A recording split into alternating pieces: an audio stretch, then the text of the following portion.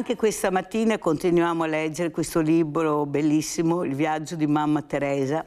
Parlavo con voi ieri, perché noi ci parliamo, anche se siete a casa, quante mamme in questo momento stanno disperatamente cercando i loro figli. Pensate, questo libro scritto anni fa, ma di un'attualità incredibile, e quello che sentiamo veramente preoccupa tantissimo i genitori. Pensate a quei genitori che ancora hanno i figli là, in questa terra di guerra incredibile che si allarga sempre di più. Allora continuiamo a leggere questo libro bellissimo.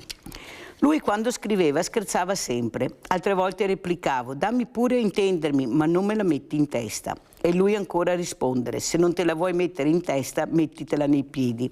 Finalmente venne il giorno che finì di combattere e anche lui disse la verità sui patimenti che supportò. Leggo poco questa mattina perché ho degli ospiti veramente eccellenti, nel senso che dovremmo parlare di temi importanti, scottanti, di lavoro, di servizi, di tante cose, perché voi a casa dovete sapere la verità, non quella che qualcuno cerca di raccontare, ma quella da persone competenti, che sono nel pezzo, che sanno quello che dicono. Poi voi fate le proprie valutazioni e le vostre riflessioni, però almeno sentiamo. Sapete che io invito le persone per bene, questo potete star tranquillo, qua non vengono le persone non per bene, non è che sia aperto a tutti, calma, le persone per bene, che ce ne sono tantissime in tutti i partiti, nel sindacato, nella comunità, e io cerco di invitarli e farvi sapere quella verità che magari nessuno vi dice, ma non perché qualcuno non vuole, perché magari non ha l'opportunità di dirla. Allora vi presento Fabio Vettori, presidente Alto Trevigiano Servizi, perciò già il tema è quello. Grazie a Nicola Talmi, segretario generale CGIL Veneto. Parleremo del costo della vita, di lavoro, di pensionati, di tante cose, ma soprattutto anche ieri un altro ragazzo è morto, un altro ancora, ogni giorno muore qualcuno. Io partirei proprio da Nicola Talmi. Segretario, cosa sta succedendo? Per quanto si parli di sicurezza, che bisogna prevenire, bisogna investire, qui non si può morire andando a lavorare, qui non si può morire perché esci e trovi il pazzo per la strada che pensa di fare quello che vuole. Ieri ho trovato una signora, portava fuori il cane alle 6 di sera, ecco, un altro fuori di testa che la inseguiva con degli occhi sbarati. Cosa sta succedendo in tutti i settori a Talmi? Cioè non è che possiamo andare da una parte sola, prego. Ma diciamo, per quel che riguarda le cose di cui mi occupo più io, cioè il lavoro, diciamo che continuiamo a registrare infortuni sul lavoro e anche malattie professionali, aggiungerei. Gli infortuni sul lavoro molto spesso sono determinati dal fatto che le regole ci sono per rispettare la sicurezza e non sempre sono rispettate. Un po' perché magari la produzione è più importante, un po' perché magari c'è precarietà nel lavoro, quindi uno lavora da pochi mesi, non ha avuto la formazione sufficiente, un po' anche qualche volta per colpa dei lavoratori che prendono sotto gamba le norme di sicurezza, perché io voglio sempre essere, diciamo, da questo punto di vista equanime, cioè io nelle aziende dico sempre che la prima responsabilità è del lavoratore stesso di, diciamo così, garantirsi la sua sicurezza, la sua salute, e qualche volta magari per accelerare la produzione qualcuno dimentica le regole, e nelle grandi aziende c'è una regola base che si dice: se hai anche solo un minimo sospetto che qualcosa possa andare storto, fermati, e lo dicono le aziende stesse, voglio dire, però poi magari a fine anno c'è un premio di risultato legato agli indici di produzione, e quindi da un lato dovresti fermarti, dall'altro se ti fermi magari poi perdi quel pezzo di salario in più, e quindi molto spesso questa è la contraddizione. E poi aggiungo le malattie professionali, perché noi ne stiamo vedendo un'impennata, ma sapete perché? Perché inevitabilmente con l'innalzamento dell'età pensionabile ci troviamo sempre di più ad avere aziende piene di persone di una certa età. Quando si dice che aumenta l'occupazione dai 50 anni in su. Perché? Perché la gente non va più in pensione e rimane al lavoro più a lungo. Quindi abbiamo fabbriche, parlo di fabbriche, quindi, ma pensiamo anche agli autisti, pensiamo anche a tanti altri lavori che non siano seguiti dalle fabbriche, che si trovano ad avere magari 60-62 anni in produzione, ed è evidente che comincia a esserci l'acciacco alla schiena, alla spalla e un sacco di magagne, di problemi. Questo è una questione che avremo inevitabilmente con l'innalzamento dell'età pensionabile dei lavoratori. E allora lì poi dopo ti rivolgi all'INAIL e quindi l'INAIL quello che risparmiamo sull'INPS probabilmente lo spenderemo da parte dell'INAIL, perché è evidente che certi lavori non si possono fare fino a età assurde, penso anche all'edilizia, ne abbiamo visti tanti casi anche di questo genere. Andrebbe fatta una riflessione, noi abbiamo bisogno che entrino giovani nel mondo del lavoro, che entrino giovani con contratti regolari e seri, altrimenti il loro futuro poi pensionistico sarà difficile, e se aumentano i lavoratori dipendenti allora il sistema pensionistico può andare in bilancio, perché ricordiamoci sempre che il nostro è un sistema pensionistico a ripartizione, quindi chi sta lavorando adesso versa i contributi per pagare le pensioni e chi è in pensione, e quindi tutti noi ci auguriamo che quando noi saremo in pensione ci siano dei giovani che versano i contributi. Allora per questo è importante che aumenti il numero di lavoratori dipendenti regolari con contratti decenti, perché altrimenti poi i giovani scappano e tutte le cose che vediamo, e anche per questo voglio dire il tema anche dell'immigrazione è un tema centrale, perché guardate che tutte le aziende che io seguo, il problema che mi pongono le aziende è che fanno fatica a trovare lavoratori, ma per il semplice fatto che siamo in una situazione di inverno demografico da tempo, cioè ci sono meno giovani che si affacciano sul mercato del lavoro perché facciamo meno figli, entrano al lavoro anche sempre più tardi e quindi ci troviamo in questa situazione che è proprio la tempesta perfetta. Quindi abbiamo bisogno di persone che lavorano, però molto spesso si offrono solo lavori precari e mal pagati, e abbiamo magari appunto degli immigrati che vengono tenuti nei centri di accoglienza dove non hanno reali permessi di soggiorno e quindi non possono avere contratti di lavoro. Guardate, se voi andate fuori dalla caserma Salsa di Treviso dove sono ospitati gli immigrati, voi vedete che alla mattina presto ci sono un sacco di furgoni fuori che li aspettano, li caricano e li portano a lavorare, ma è proprio evidente alla luce del sole. Ed è evidente che queste persone che hanno dei permessi di soggiorno brevi perché sono in attesa di permesso, molto probabilmente lavorano in nero. Che senso ha? Così fanno concorrenza sleale, così non versano i contributi, così non pagano le tasse né loro né i loro datori di lavoro. È un sistema che non sta in piedi, che non funziona e che andrebbe regolato una volta per tutte. Ma non solo questo, segretario. Io porto qualcosa a questi ragazzi e loro lo sanno perché lo dico tranquillamente, perché hanno anche poco da mangiare, loro mangiano ad esempio molta frutta, non mangiano le cose che mangiamo noi. Siccome io ho la fortuna di avere tante cose, faccio anch'io i miei viaggetti e li vedo. E la prima cosa che, lo sapete che ve lo racconto perché dico agli ospiti che io parlo con voi di queste cose, non è che le dico solo qua, quando ci sono loro. Quando arrivo mi dicono, mi fai lavorare? Come dico mi fai lavorare? Ma non lavori? No. Perché? Perché non ho il cartellino giusto. Come non hai il cartellino giusto? Eh sì, perché bisogna avere il colore anche esatto del cartellino. E io gli dico, guardate che è storia vera, loro lo sanno. Uno in particolare mi ha colpito. Cosa sai fare? Il saldatore. Come il saldatore? Come il saldatore? Ho detto, ma sei sicuro? Sì, sei sicuro di quello che mi... No, a me piace tantissimo, proprio mi piace.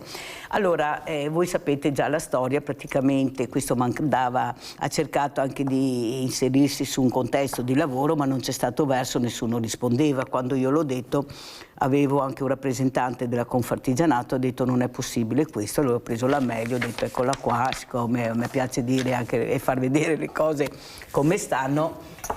La MEI non aveva risposto. Dopo che ha chiamato qua e che ho raccontato, è successo che ha trovato il lavoro, ma non può funzionare così. Allora, Vettori, cos'è la sicurezza per lei? Cosa vuol dire Alto Trevigiano Servizi? Beh, dobbiamo anche spiegare perché arriva da pagare, ma la trasparenza, per quello vi dico venite, parlate, uno lì dice, e cos'è l'Alto Trevigiano Servizi? Che servizi ho? Prego Vettori, poi apriamo il centralino, ma capite che è importante capire. Allora, Alto Trevigiano Servizi è una società partecipata da 51 comuni della destra Piave ed è una società che si occupa appunto del servizio idrico integrato, e cioè acquedotti, fognature e depurazioni. Cose da poco, vero? Gestiamo 5.000 km di rete di acquedotto e 1.600 km di rete fognaria per 500.000 utenti, quindi è un lavoro, diciamo così, impegnativo, che è svolto da circa 300 persone. La società consta di 300 persone, di cui un centinaio lavorano, sono degli operai che lavorano praticamente sulla strada, no? Ecco, riallacciandomi un po' al tema della sicurezza, anche noi come Consiglio di amministrazione abbiamo implementato un ufficio che si occupa proprio di sicurezza e che quindi va periodicamente a controllare se i nostri operai rispettano le norme di sicurezza, soprattutto se sono messi nelle condizioni di lavorare in sicurezza.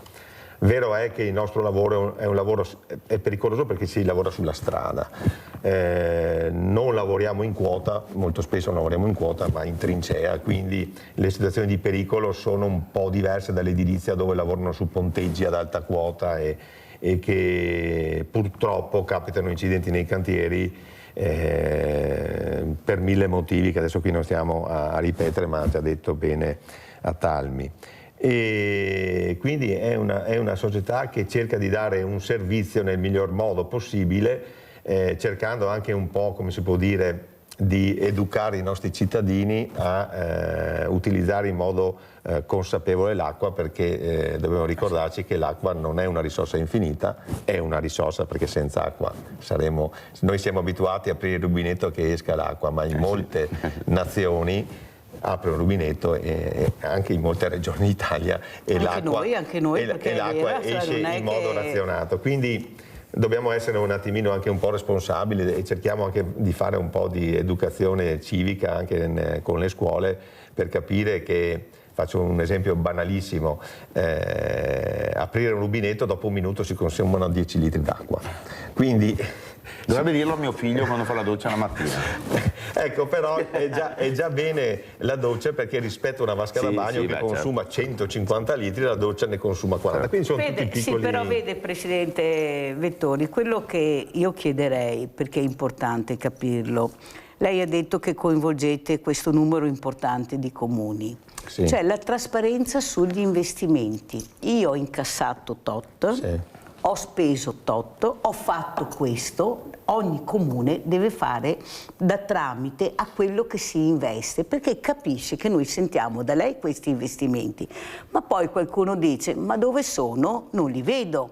Se invece ogni sindaco si prendesse la responsabilità di dire: abbiamo fatto quel tratto di fognatura, di servizi, ecco che le persone a casa, io sono convinta che siamo anche delle brave persone, sa? Io sono proprio convinta di questo, che poi qualcuno, oppure non abbiamo l'informazione esatta, che è quella dell'educazione civica che dobbiamo tenere in tutti, è un altro discorso. Però ho visto anche con la differenziata che anche Treviso è un fiore all'occhiello, abbiamo imparato bene. Allora è inutile che poi noi diciamo: dovete diminuire, alla signora non dare da bere i fiori all'orto perché spendi troppa acqua, poi facciamo i grattacieli con le piscine, doppia piscina, le vasche da bagno e il dito a doccia, ma negli attici io li ho visti, sì, Presidente, ha capito? Certo. Cioè cerchiamo di mandare i messaggi corretti. Allora diciamo alla nonnina di non dare l'acqua ai fiori, però facciamo la piscina, la vasca da bagno di 8 metri.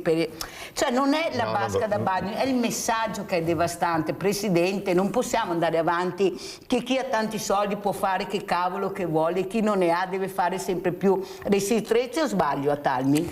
Io posso avanzare una proposta, l'ho già fatta, è una mia fissazione con il sindaco di Treviso, quindi ne approfitto adesso che c'è il dottor Vettori. Cioè, io ho un piccolissimo giardino, abito in un condominio, ma ho un piccolo giardino a piano terra, e appunto quando io do da bere al mio giardino, do da bere acqua potabile, che se ci pensiamo è una follia, perché in città dai acqua potabile, perché nelle campagne magari hai anche i consorzi.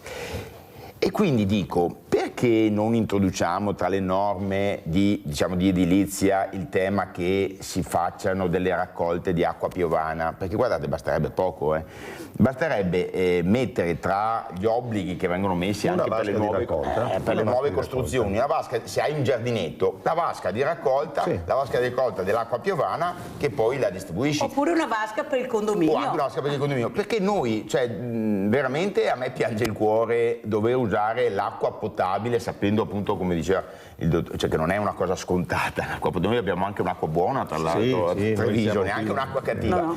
E la usiamo per dare da bere alle piante, quando in realtà con un sistema di raccolta dell'acqua piovana si potrebbe tranquillamente sopperire. Chiaro che chiunque può comprarsi una raccolta d'acqua piovana, però è anche vero che se lo mettessimo come una delle indicazioni, si fa tanto per le case che consumano poco energia, eccetera, eccetera, bisognerebbe introdurre una norma che obblighi tutti quelli che hanno qualche giardino ad avere questo sistema, perché appunto sarebbe un bel sistema di buona risparmio. proposta, vero Presidente? Sentiamo, perché devo aprire il centralino, se no mi spara. Rinaldo da Venezia. Rinaldo, vai. Ciao Mirella, ciao. E ai tuoi ospiti. Allora, quanto riguarda i sindacati, allora che dico al sindacalista, nel 1960 a Murano c'era 20.000 persone che lavoravano, per i fornaci, ne era 300-400 per fornaci, in Italia ne era 30, va bene, non ti faccio i nomi delle fornaci perché ormai li abbiamo di tutti. Comunque, mi veniva a convenire i sindacati, via quei tributari sindacati, scampè, e andavamo a Dio e Serenea a scondersi. Non aveva nessun diritto, non aveva niente. Va bene, quei sindacati, un fiare a volta, abbiamo conquistato diritti. Va bene, adesso i sindacati devono stare sotto i piedi, ma è colpa anche degli operai. Allora che i sindacati, dopo il mascalzone vedeva dappertutto, però i sindacati, agli operai, che poi fabbriche, come si dice Edison, al San Marco della volta, non aveva niente, gli vorrei meglio gli acidi. Si riuscì i sindacati a dare il latte perché non faceva mai, tante docce per lavarsi, tante robe, tante conquiste per povera gente. E che adesso non vede più, i sindacati non mi danno più nessuno. E ora certi operai che sta bene quello che ha, intanto. E dopo, quanto riguarda l'acqua, mica sono cittadini, pago il desessile, pago i consorzi, pago tutto, non ho da fare il bagno, ho da darmi metà. Un signore si fa il bagno come che ti dici, gli altri qua, a Treviso, qui che si suicidi, dico tanti amici, il posto artesiano, il posto di adoperare tutta l'acqua che voleva per i fatti suoi. Adesso l'acqua, industrie consuma acqua, e vacche, e industrie per fare carne, per fare tante robe. Finiamo, paghiamo solo i mani che fa loro, perché per l'acqua che consumo mi. Va bene. Grazie Rinaldo, basta, se no che su un libro tutte le mattine. Andiamo avanti, hai fatto delle riflessioni importanti, adesso sentiamo gli ospiti. Chi parte come risposta? Ovviamente il mio era solo un esempio banale, naturalmente è chiaro. Ti fai esempi banali qui a Sveglia Veneti. È chiaro che ci sono, diciamo così, delle attività dove il consumo di acqua è prevalente rispetto al cittadino normale. Però educare i ragazzi nelle scuole a un utilizzo consapevole dell'acqua è sicuramente una cosa, diciamo così, da continuare. Dopo bisogna anche fare i conti purtroppo anche con un'altra realtà, le perdite d'acqua. E molte nostre tubazioni hanno molti anni e sono vetuste e quindi hanno una perdita d'acqua che in alcune zone raggiungono anche il 50%, purtroppo. E quindi la nostra società è impegnata nella sostituzione di queste reti idriche, però per far capire un po' ai telespettatori, sostituire un metro di tubo di acquedotto costa 300 euro. Se lo rapportiamo al chilometro arriviamo a 300.000 euro.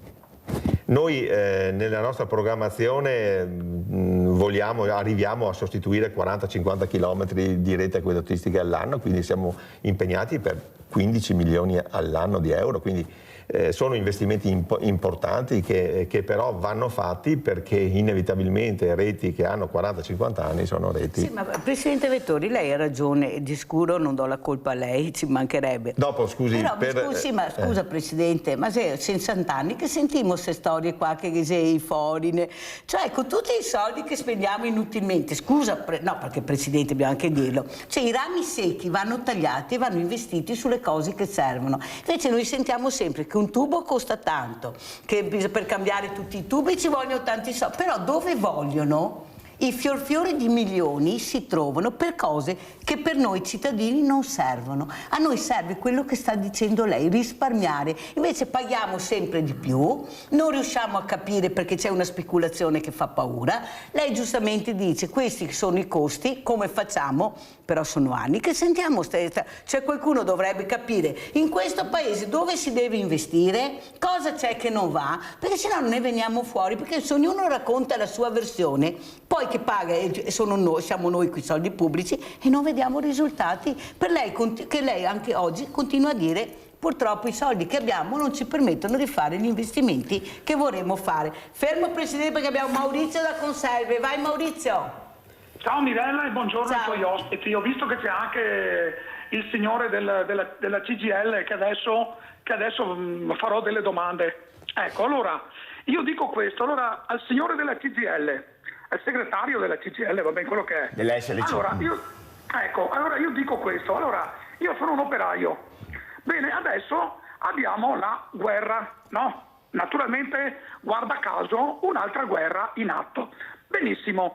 Allora, chi pagherà lo scotto di questa guerra?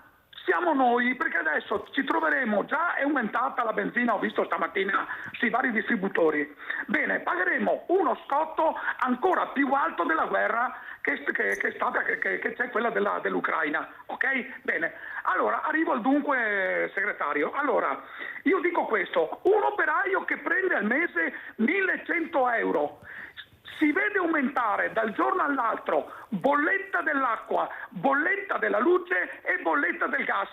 Dove cazzo, scusatemi il termine, bisogna dirlo, dove va a vivere? Dove va a vivere? Ditemelo voi, con uno stipendio di 1.100 euro, dove va? E dopo, aspetta, dopo ci sono da mangiare, da vivere, tutto quanto. Cosa fa? Dove andiamo?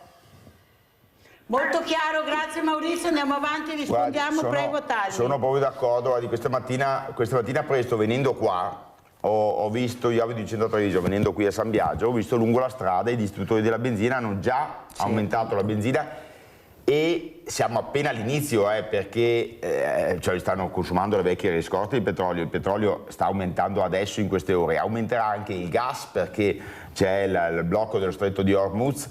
Addirittura ho letto questa mattina che dal 5 marzo le compagnie assicurative non assicureranno più le navi sullo stretto di Hormuz, quindi vuol dire che nessuno più trasporta. Tenete conto che noi dallo stretto di Hormuz portiamo il gas GPL, perché sapete, siccome non lo compriamo dalla Russia, lo compriamo da, non mi ricordo, dagli Emirati, dall'Oman, non mi ricordo da quale paese del Medio Oriente, e arriva via nave. Quindi noi siamo nelle condizioni in cui avremo di nuovo una tempesta perfetta e rischiamo l'aumento anche dell'inflazione che adesso si era un po' pacata. Quando noi, lo dice bene il signore, quando noi andiamo a rinnovare i contratti di lavoro, io ne ho appena rinnovato uno, quello sulle industrie della carta, che è il settore che seguo io, la mia categoria, l'SLC, e vai a recuperare l'inflazione persa, non la recuperi neanche mai tutta sempre, ok? Perché adesso noi il rinnovo del contratto abbiamo fatto sui 270 euro di aumento mensile, ma sui 4 anni, sui 3 anni, e quindi la prima rata sarà il prossimo mese. Ma se tu fai il conto dell'inflazione che tu hai perso negli anni precedenti, lo stipendio dei lavoratori è sempre lì a inseguire l'inflazione, non la raggiunge mai, ok? E in più poi tra l'altro siamo anche tassati perché sembra che lo stipendio sia alzato per il fiscal drag e quindi diciamo così tu hai un aumento della tassazione ma non sei diventato più ricco, semplicemente è aumentato il tuo stipendio perché è aumentato il costo della vita. Allora noi dobbiamo dire con chiarezza una cosa, innanzitutto in generale che chi scatena le guerre sa che poi la paga la povera gente, e in particolar modo l'Italia, che è un paese che non conta niente presente sul livello internazionale e che ha preso delle decisioni come quelle di appunto non comprare più il gas, il petrolio russo e quant'altro, che queste sono le conseguenze. E questa guerra, che è una guerra sciagurata, cominciata unilateralmente da Israele e dagli Stati Uniti, io che Khamenei non sia più su questa terra sono ovviamente contento, ma non credo che questo libererà l'Iran. Comunque una guerra scatenata di questo genere nel Medio Oriente rischia di avere conseguenze devastanti. Pensate anche per le nostre imprese che campano con il gas o con il petrolio. Noi abbiamo una situazione, rischiamo di ricadere in recessione e di avere un'infiammata dell'inflazione. Abbiamo Livio e poi andiamo dal Presidente Vettori. Vai Livio. Padova. Ciao Mirella. Ciao. Ciao Mirella. Stamattina di fronte alle case Ater di cui in cui abito io è uscita una Ferrari testa rossa di appartamenti di lusso con le ultime con gli appartamenti moderni, insomma di lusso, ecco. Ora mi sono chiesto, io pago 325 euro, cioè un terzo della mia pensione, e questi non so, vedo sempre più macchine di lusso eccetera. Mi sa che i poveri diventano sempre più poveri e i ricchi sempre più ricchi. Quello probabilmente che ho visto io sarà anche un evasore fiscale, perciò o l'auto intestata all'azienda. Grande Livio. Allora Vettori, andiamo avanti, facciamo terminare Vettori. Sì. No, vi voglio bene, ma sono troppo forti i telespettatori, no, veramente. Prego Vettori. Se parliamo di bollette dell'acqua che ho sentito il signore prima, io sicuramente purtroppo questa guerra spero che finisca il prima possibile, ma non ci saranno riflessi sul costo delle nostre bollette. Vero è che in questi ultimi anni c'è stato un piccolo aumento dai 2,6 euro a metro cubo, ci avviciniamo ai 3 euro a metro cubo. Sono sempre tanti, però purtroppo io l'ho già fatto questo confronto con i paesi del nord che arrivano a pagare anche 9 euro al metro cubo l'acqua. Quindi capisco che gli utenti hanno difficoltà perché le bollette arrivano ogni mese, luce, acqua, gas, luce, acqua. Da parte nostra come società cerchiamo di investire, di fare questi investimenti che avevo detto prima, sostituzione delle tubature dell'acqua, nuovi impianti di depurazione, nuove fognature, cercando di tenere al più possibile calmierate i prezzi dell'acqua. Ci aiuta molto anche i contributi del PNRR che abbiamo ricevuto anche in questi ultimi anni per fare degli ampliamenti dei depuratori di Carbonera e di Salvatronda di Castelfranco, e l'importante è utilizzare bene questi soldi. E sapere, anche noi sapere, appunto lei dice questi fondi che sono arrivati, se lei non ce lo dice noi non lo sapevamo, è importante capire che avete anche, per fare degli investimenti avete anche degli aiuti, perché se non lo sappiamo è fondamentale perché abbiamo avuto un aiuto di 10 milioni di euro per il depuratore di Salvatronda di Castelfranco, quindi no, non sono pochi. Ovviamente questo ci porta anche a rispettare alcuni obblighi, cioè gli obblighi sono quelli di concludere il lavoro in un determinato tempo, giugno di quest'anno, una parte del lavoro, però sì, siamo consapevoli che questi finanziamenti devono essere calati sul territorio, devono essere spesi. Noi nel giro di 3 anni, o meglio dal 2024 al 2025 con la proiezione 2026, caliamo sul territorio quasi 130 milioni di euro, 50 nel 24, 40 nel 25 e 40 ancora nel 26 ne caleremo. E quindi nel nostro piccolo, diciamo, riusciamo anche a dare un po' di economia, insomma, al territorio.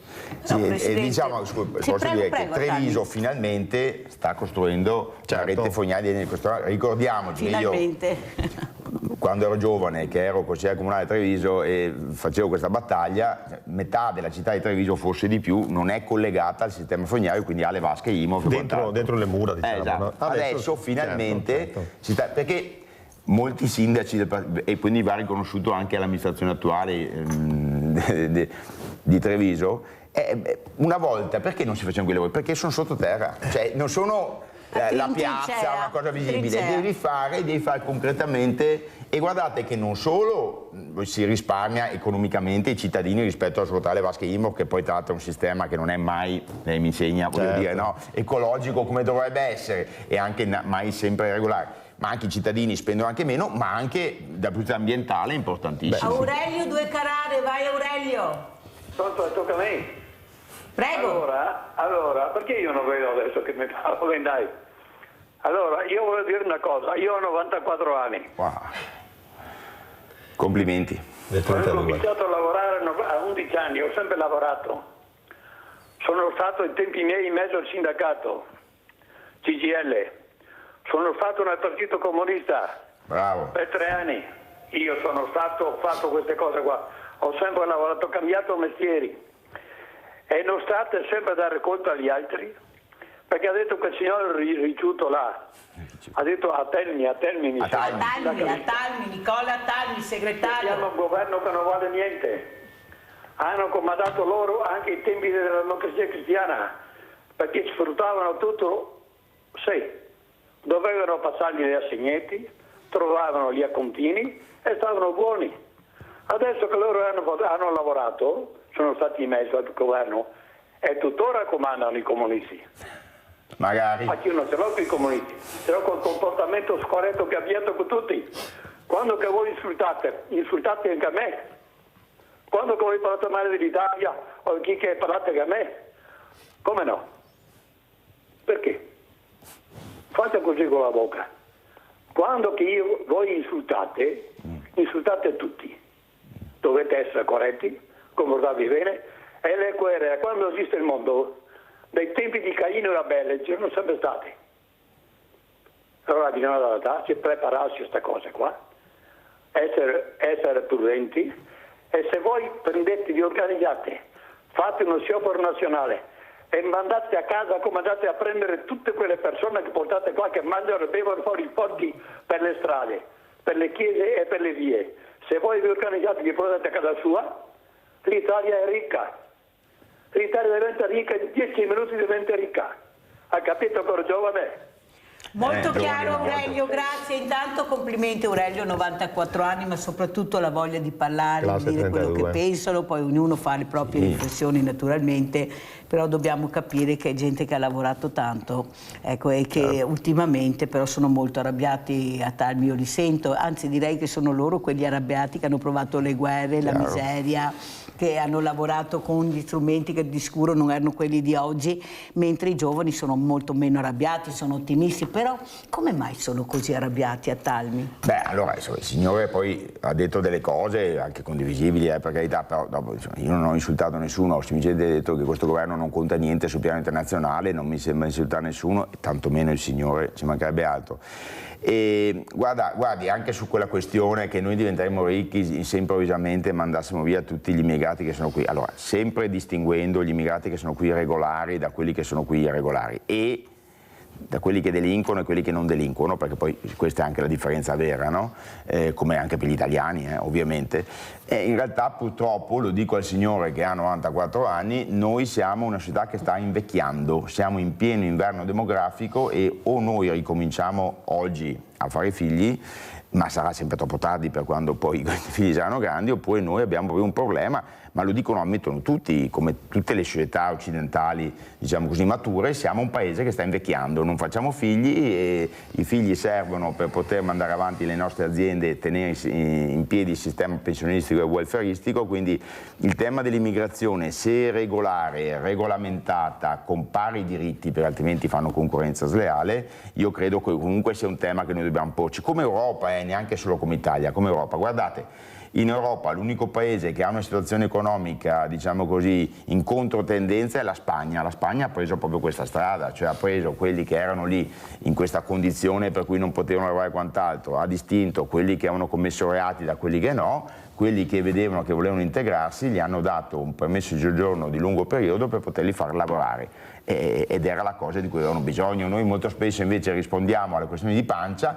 perché giustamente il cittadino ha paura, la sicurezza e bla bla bla, però in realtà dobbiamo affrontare anche i temi economici complessivi e noi oggettivamente ad ora abbiamo un problema demografico nel nostro paese, non si fanno più figli, se ne fanno pochissimi e un paese che è in inverno demografico muore, non è che si diventa più ricchi, muore e quindi questo è un tema che va senz'altro affrontato. Molto chiaro, segretario. Quello che invece preoccupa Vettori è il futuro di questi lavoratori. Ecco, ne abbiamo sempre meno, per fortuna noi riusciamo a sopperire con quegli immigrati invece che arrivano. Il problema, qualcuno dice, non sanno la lingua, non sapendo la lingua non riesce a comunicare, perciò anche loro non riescono a mettersi in sicurezza. Non a caso lei ha aperto anche un ufficio per la sicurezza, perché capite l'importanza della sicurezza. Io sono dell'idea che non bisogna guardare il colore della pelle, bisogna guardare la persona, l'uomo non può andare a lavorare e non avere la sicurezza, però si investe ancora poco. Come mai secondo lei, Presidente, nonostante anche abbiamo sentito all'Ilva, non è da ieri che si dice che non è in sicurezza, come mai non c'è questa capacità di capire l'importanza di investire nella sicurezza? Perché è un tema fondamentale per uno che lavora. Ecco, cosa dice lei? Lei fa parte di un partito anche importante, il partito della Lega, che è al governo, e la sicurezza sta diventando veramente un flagello se non si investe. Prego. Ma devo dire che io faccio anche l'ingegnere come professione, che dai cantieri di 30 anni fa ad oggi si sono fatti passi avanti enormi sulla sicurezza. Giustamente, perché il decreto legge 81 del 2008 ha messo dei paletti rigidi sulle norme. Vero è che non è sempre semplice far rispettare queste norme, perché come è stato detto bene, magari il profitto supera quello che invece deve essere il cardine di un cantiere, cioè la sicurezza.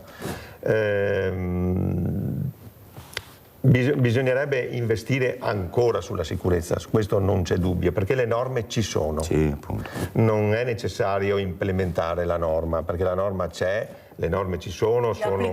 Bisogna applicarle e quindi la cultura della sicurezza nei cantieri, io parlo di cantieri perché ci lavoro, va sicuramente implementata. Dopodiché il cantiere edile di per sé è un cantiere pericoloso. Sì. È un cantiere pericoloso. Ma non è, scusa Presidente, non riesci mai ad arrivare a zero il tempo rischio. è tiranno, ma non è che ci sono troppi appalti e subappalti, perché questo scusa, è un altro tema. Ingegnere, io mi sono fermata, sa che io sono come San Tommaso, se non ci metto il naso non sto bene, prima di parlare, perché poi devo parlare alle persone a casa, non mi piace dire stupidaggini, e non ci sono i capi cantieri. Io mi sono fermata più volte perché siccome hanno vari punti di lavoro si spostano in continuazione, caro Presidente. Io ho detto, mi scusi, mi chiami il capo cantiere, perché vedevo delle cose che non andavano bene. Perché tu non riesci mai a stare zitta. No, io non riesco mai a stare zitta, perché vedo persone in pericolo, allora voglio informarmi, perché poi sono davanti alle telecamere, certo, non devo dire stupidaggini. E non ci sono. Ah, è appena andato via. Ma come appena andato via? Ma è come è andato via, voi siete senza caschetto, non siete con la protezione. Capisce? No, il capocantiere è fondamentale. Ma sì, capisce che allora questa storia degli appalti, di tanti lavori, allora non c'è la sicurezza, ingegnere, è nella carta, è come quella persona che è venuta qua che mi ha detto, una persona che ha tentato 2 volte il suicidio, io nella carta ho 9 persone che mi seguono, nella realtà non ho nessuno, sono mesi e mesi che non ricevo una telefonata, io non posso fermarmi su un cantiere anche importante, vedere delle situazioni a dir poco imbarazzanti e sentirmi dire che il capo cantiere non c'è, che è appena andato via. Non si può, ingegnere, non abbiamo forse la capacità o la superficialità di capire che all'improvviso può succedere la disgrazia e quello che succede muore, non ritorna mica più. Prego. Il 18 marzo c'è l'udienza finale del processo per i responsabili della morte di Mattia Battistetti, il ragazzo di Montebelluna morto in un cantiere. E lì è successo esattamente quello che diceva Mirella adesso, perché il cantiere era di una società, La società aveva dato in appalto, pensate, a una società tra l'altro metalmeccanica che mette su come si dice, le strutture attorno, le impalcature, i ponteggi, e un'altra società aveva noleggiato una gru e un'altra società montato la gru e un'altra ancora utilizzava la gru. Mattia è stato ucciso perché passava nella zona e si è staccato di movimentazione del carico, che purtroppo lei mi insegna non dovrebbe passare mai nessuno, no. E dovrebbe essere recintato, cioè dovrebbe essere impedito, ed è stato ucciso da un carico pendente. Anche lì di chi sarà la responsabilità alla fine con tutta questa? Alla fine sarà quello che ha montato la gru, probabilmente il punto finale, e intanto è morto un ragazzo il 18 marzo, saremo tutti tra l'altro fuori utilizzo la tua trasmissione, certo. Siamo tutti fuori dal tribunale perché appunto abbiamo sostenuto in questi anni la famiglia Battistetti, perché chiederemo che ci sia giustizia, perché finché tra l'altro non ci sarà un senso di responsabilità, tu apri un cantiere, dai in appalto delle cose, tu devi essere responsabile assieme a questi di verificare che tutte le norme, tutte le leggi siano rispettate, perché purtroppo poi lo scaricabarile alla fine colpisce l'ultimo, ma poi alla fine c'è sempre qualcuno che muore. Ma abbiamo sentito anche su quel grande supermercato, non di un imprenditore da poco, dove non si sa neppure chi lavorava all'interno di questa struttura, Milano, sì. Perché appalti non è vettori, poi andiamo in pubblicità che sarebbe da eliminare un po' di tu prendi l'appalto, tu ti arrangi, sei tu. Non appalto, subappalto, sei tu che devi fare il lavoro, visto che hai concorso e l'hai vinto, lo devi portare a termine, non delegare. No, invece mi sembra che una goccetta a tutti fa male poi a tutti quanti. Ho capito Prego. quello che lei vuole dire, dopodiché bisogna tenere in considerazione una cosa, che la ditta che vince un appalto non necessariamente ha tutte le competenze e le funzioni per svolgere un determinato lavoro. Adesso lasciamo stare l'appaltino di un 4 appartamenti, parliamo di un appalto anche per esempio di un ospedale o delle scuole, eccetera. È chiaro che per costruire una scuola ci servono più professionalità, c'è l'opera edile, c'è l'opera impiantistica e quindi... No, Presidente, tu ti strutturi se vuoi, come le multinazionali, tu ti strutturi e poi ti presenti a prendere l'appalto, ma non che tu mi vinci l'appalto e poi me ne trovo, come dice Atalmi, 10 e alla fine nessuno ha torto, hanno tutti ragione che paga l'ultima ruota del carro. Oppure, va governato. Oppure se tu non sei in grado di poter avere tutte le funzioni, comunque sei responsabile. Certo. Esatto. Perché del resto, guardate che se io chiamo a casa mia uno a fare dei lavori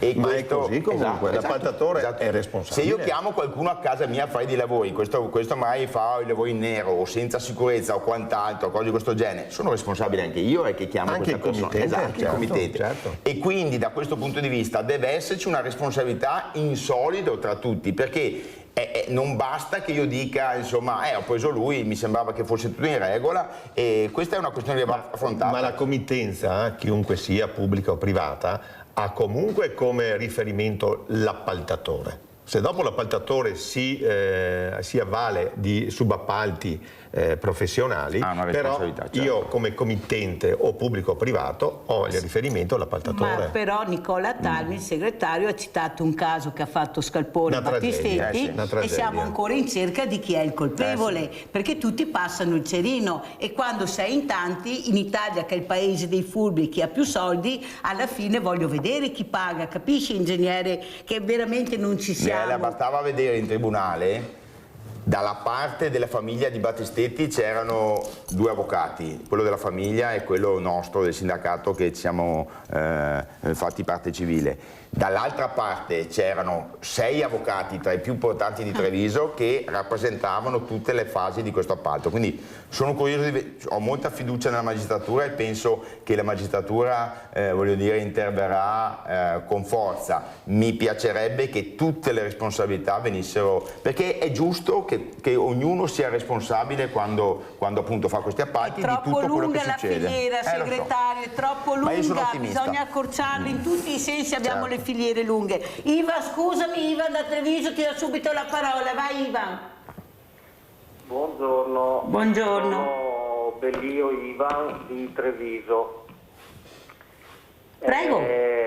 Io volevo fare un discorso riguardo l'argomento che state parlando della sicurezza sui posti di lavoro.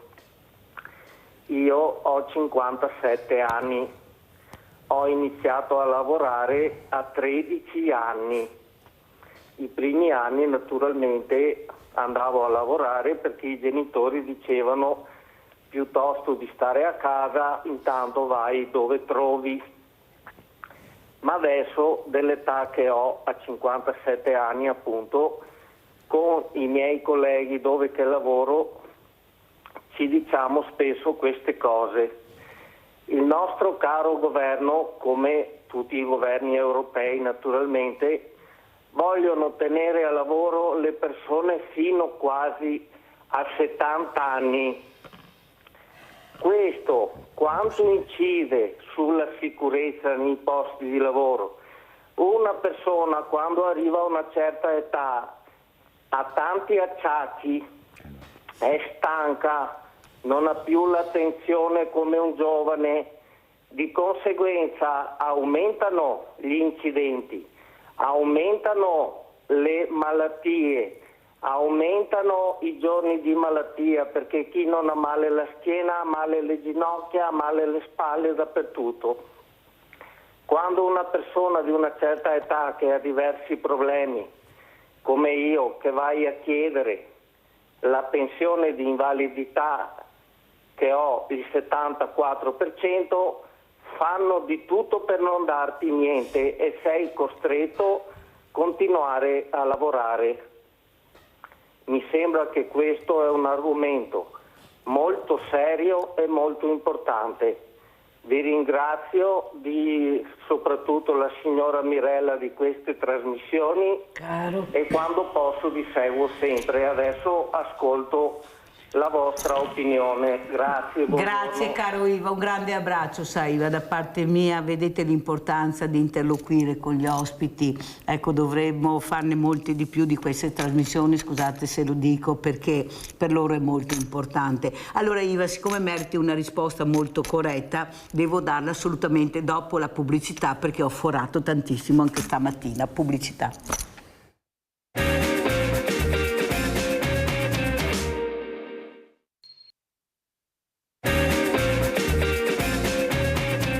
Allora il nostro segretario Nicola Talmi risponderà al nostro Ivan da Treviso. Iva, continua, non demordere, chiamate, dite, prego segretario. No, è assolutamente vero ed è una delle cose che ho detto prima io. Con l'innalzamento dell'età pensionabile i lavoratori che stanno al lavoro sempre all'età più avanzata cominciano un sacco di magagne e noi facciamo una formazione specifica ai nostri rappresentanti sindacali nelle aziende, perché bisogna fin dall'inizio denunciare se tu hai delle conseguenze pesanti derivanti dal lavoro, quindi andare a fare la visita presso un patronato INCA, informarsi dei propri diritti, perché poi dopo, quando arrivi troppo avanti con l'età, ti trovi in una situazione che nel nostro paese è paradossale, che tu sei troppo giovane per andare in pensione, però troppo vecchio per lavorare, per quindi ti trovi, esatto, per alcuni tipi, esatto, non tutti ovviamente, perché insomma se uno fa l'impiegato o fa il professore è un po' diverso, ma uno che fa, ripeto, nei trasporti, nella logistica, nell'edilizia, come diceva lei,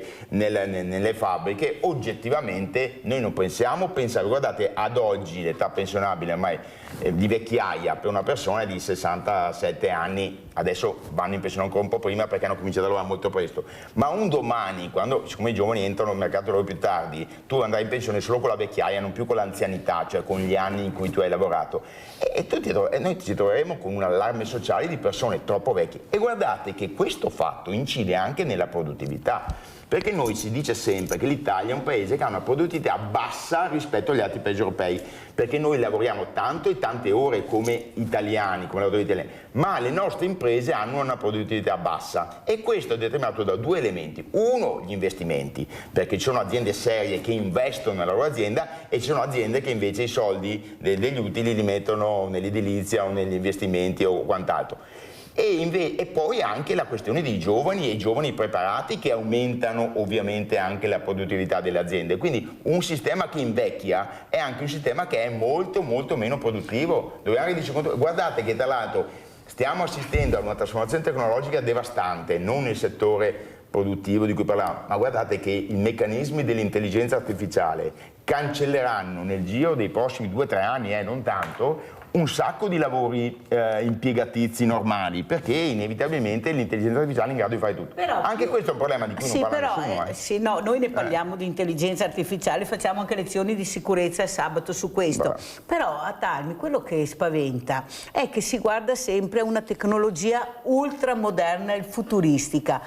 Ma poi parliamo di pensioni, come dice il nostro Ivan, ma le pensioni di invalidità? E le accompagnatorie? Guardiamo in reale quello che sta succedendo, perché se cominciamo sempre a girare e passare il cerino del futuro sarà questo, io guardo il futuro che adesso, io mi ritrovo che non riesco ad avere un'accompagnatoria, io mi riesco a non avere una pensione di invalidità che mi dia dignità, perché ho lavorato, perché mi sono fatto male, non è colpa mia. Allora capite che noi diamo, come si parlava fuori onda, che dovete veramente, i partiti, i sindacati devono cercare di aiutare queste persone, non dare i soldi a chi non gliene frega niente dell'accompagnatoria, o come dice quel medico di famiglia, mi vergogno dare l'assegno a questa persona perché non lo merita, perché ha tanti soldi. Cerchiamo di mettere a posto, ecco i rami secchi, Presidente, ecco i rami secchi, ma perché do soldi a chi può pagare invece le pensioni, prenderne meno lui, ma ho investito, ho pagato tanto. Sfido che hai pagato tanto, hai preso anche tanti soldi, allora cerchiamo di aumentare le pensioni a quelli che le hanno basse e togliere le pensioni a quelli che veramente possono permettersi di avere molti meno soldi di pensione, che la diano a quelli che non ce l'hanno, se no non andiamo mica fuori.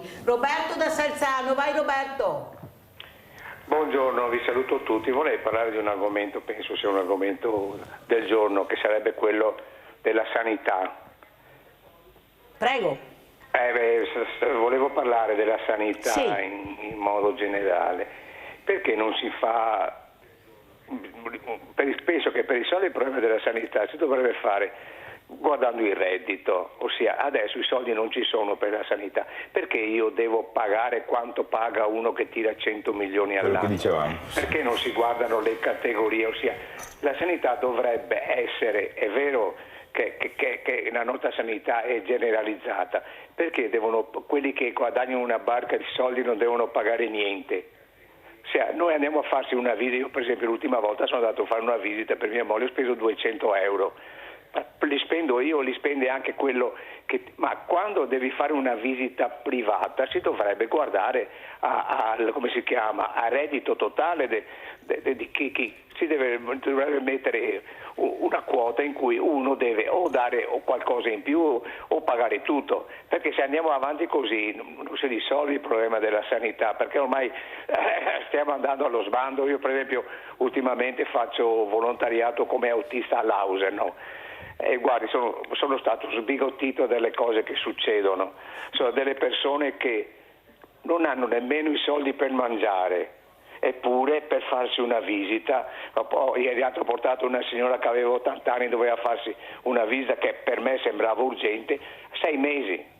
Questa persona fa ora morire senza farsi la visita, quindi penso, ritorno all'argomento di prima, che chi ha soldi deve pagare, non si può più come una volta dare tutto gratis a tutti, si deve dare gratis a chi ha bisogno, a chi non ha bisogno deve pagare. Grazie Roberto, fammi andare avanti perché sono anche in chiusura, sei stato molto chiaro, ti ringrazio, da quello che avevamo discusso con i miei ospiti, però è giusto vedere anche quello che fa il dottor Vettori su investimenti ATS a Treviso, andiamo a vedere, poi li rispondiamo.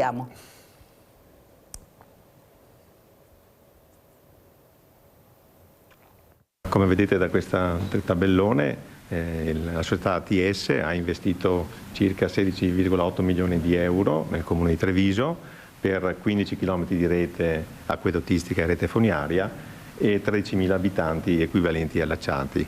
In sintesi, i due lavori principali che abbiamo fatto nel comune di Treviso è il quartiere San Liberale, dove l'investimento di circa 4 milioni di euro per 2.000 abitanti equivalenti allacciati, 6 km di rete. E poi anche la città Giardino, altro importante intervento fra questi, che è di 3 milioni e 200 mila euro circa per 3.750 abitanti equivalenti allacciati, anche qui circa 6 km di rete.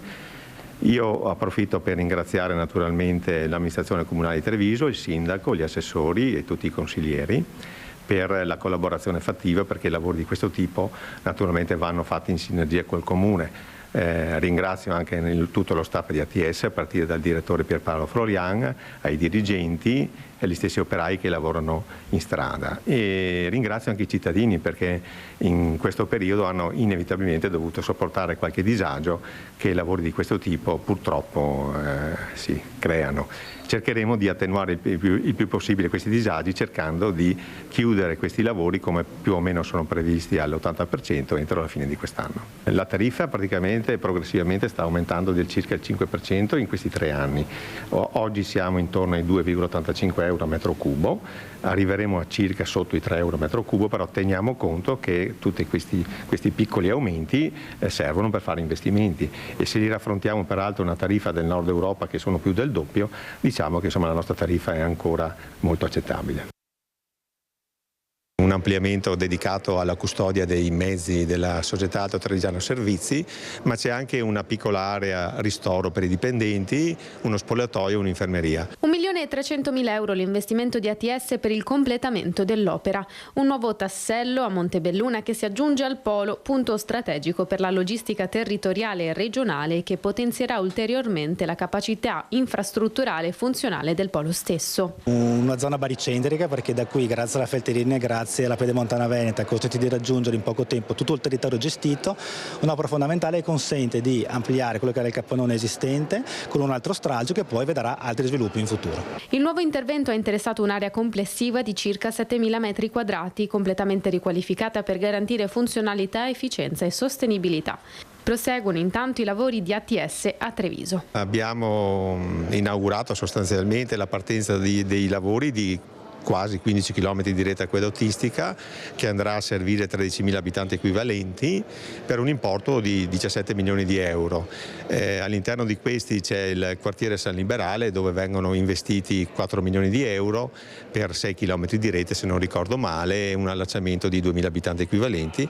La città Giardino, dove investiamo 3 milioni e 200.000 euro con un allacciamento per circa 3.750 abitanti equivalenti, anche lì con 6 km di rete. Siamo a più di metà dell'avanzamento lavori, la prossima settimana inizieremo con una nuova fase che proseguirà nei tempi previsti, così da creare meno disagio agli utenti, sfruttando appunto quelle che sono le chiusure pasquali e i ponti festivi relativi.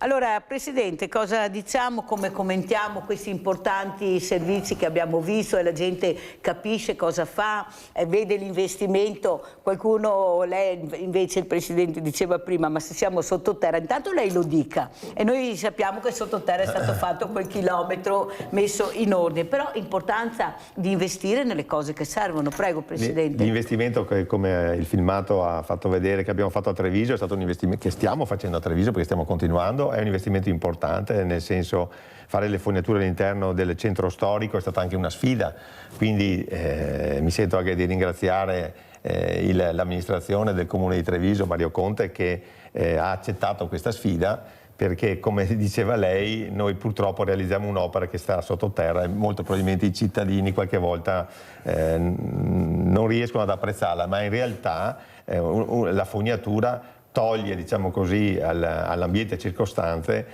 problemi particolari, perché le vasche IMOF sono da svuotare, non sempre si svuotano, invece quando uno ha allacciato la fognatura andiamo verso un paese sostenibile, con una sostenibilità ambientale. Quindi certo che mi devo un attimino anche scusare con i cittadini di Treviso, disagi ce ne sono stati, inevitabilmente. Non mi sembra che abbiamo rotolato tanto, qualcosina sì, però sono dei disagi che bisogna accettare per realizzare queste opere. Grazie veramente a Fabio Vettori, Presidente Alto Trevigiano Servizi, ha fatto un po' di chiarezza anche cosa c'è sottoterra, la fognatura, inquinamento ambientale, cosa importantissima. Sentiamo come ci saluta il segretario Nicola Talmi. Ma io vi saluto con un po' di speranza, perché sennò qua diamo sempre brutte notizie. Speriamo speriamo che si fermi questa folle guerra, tutte e due le folli guerre, perché non ce n'è una sola, insomma, di quelle che conosciamo, perché dopo anche Pakistan 78 con queste esatto, siamo. anche Pakistan e Afghanistan si stanno combattendo in questo momento, ma insomma noi speriamo che si ritrovi un po' un criterio di diritto internazionale, di diplomazia e non sempre dell'uso della forza. Guardate, del resto, quando si è cominciato a produrre tutte queste armi, a investire sulle armi, tutto il mondo, le armi poi bisogna usarle, quindi quando tu le produci e le commercializzi poi dopo bisogna usarle, e stiamo assistendo tutto il mondo, non solo il nostro, tutti stanno investendo sulle armi, che è, diciamo, l'investimento peggiore possibile, perché poi le armi vengono usate. Insomma, speravamo di essere lasciati alle spalle un'epoca di questo tipo e speriamo che qualcuno recuperi un po' di saggezza nei piani alti, ecco, perché io penso che sia insostenibile, soprattutto non è giusto che questa guerra poi la paghino concretamente i ceti popolari nel nostro paese. E soprattutto io spero che anche il segretario Attalmi riesca a capire l'importanza di rivedere queste accompagnatorie, di rivedere queste pensioni di invalidità, perché così non può funzionare assolutamente, dobbiamo dare delle risposte perché la gente è a casa. Chi c'è in linea? L'ultimo. Gianfranco, vai veloce. Ciao Gianfranco da Cesaldo. Sì, grazie signora Mirella, buongiorno Grazie ai tuoi ospiti. Mi rivolgo ad Altami. Signor Altami, io sono anziano. Una volta quando uno diventava anziano aveva l'esperienza non era scritta in nessun libro, uno poteva essere anche laureato da giovane ma non aveva l'esperienza di un anziano. Quando si sono inventati le 110 e testimone Mirella, io ho fatto il pandemonio, perché ho detto come il 110? E poi ho detto, se fosse stato destinato per il pubblico, adesso ho visto lì il consorzio, ha visto che belle opere hanno fatto. Se il 110 se fosse stato finanziato solo per il pubblico, signora Altami, si immagini quante case popolari avremmo restaurato, quanti municipi, cioè solo per il pubblico. Invece sa cosa hanno fatto, signora Altami? Li hanno parate grosse e praticamente hanno fatto dei lavori, hanno messo a posto il secondo e terze case, hanno fatto il disastro, i soldi ci sono, devono fare, per cosa non ci sono i soldi per la sanità? Perché il bilancio è quello, se noi non tiriamo fuori, ha capito il discorso. L'esperienza dell'anziano non viene mai messa in pratica. Buongiorno e grazie, buon lavoro. No, ha ragione. Grazie, velocissimo. Il 110%, come anche il reddito di cittadinanza, in un paese normale aveva delle regole contro i furbi e che non andasse a favore dei ricchi, come nel caso del 110%. In Italia è stata fatta con i piedi e il prezzo di questa cosa la pagheremo ancora a lungo. Allora Vettori, però ringrazio nel vedere le opere fatte, vede che ho ragione io, vede, ecco, la trasparenza, la comunicazione, famosa comunicazione è fondamentale, perché a casa devono capire, devono sapere, non tutti si collegano su internet o riescono, non sanno neanche adoperare i nuovi strumenti, perciò la vostra comunicazione è fondamentale. Vi dico, hai sentito il Presidente, hai visto cosa hanno fatto vedere, perciò io vi ringrazio, ma spero che anche voi capite l'importanza, ecco, di confrontarvi con la realtà che vi ascolta e che vi fa anche delle domande. Grazie, siete stati bravissimi come al solito, bravi anche agli ospiti. Pubblicità.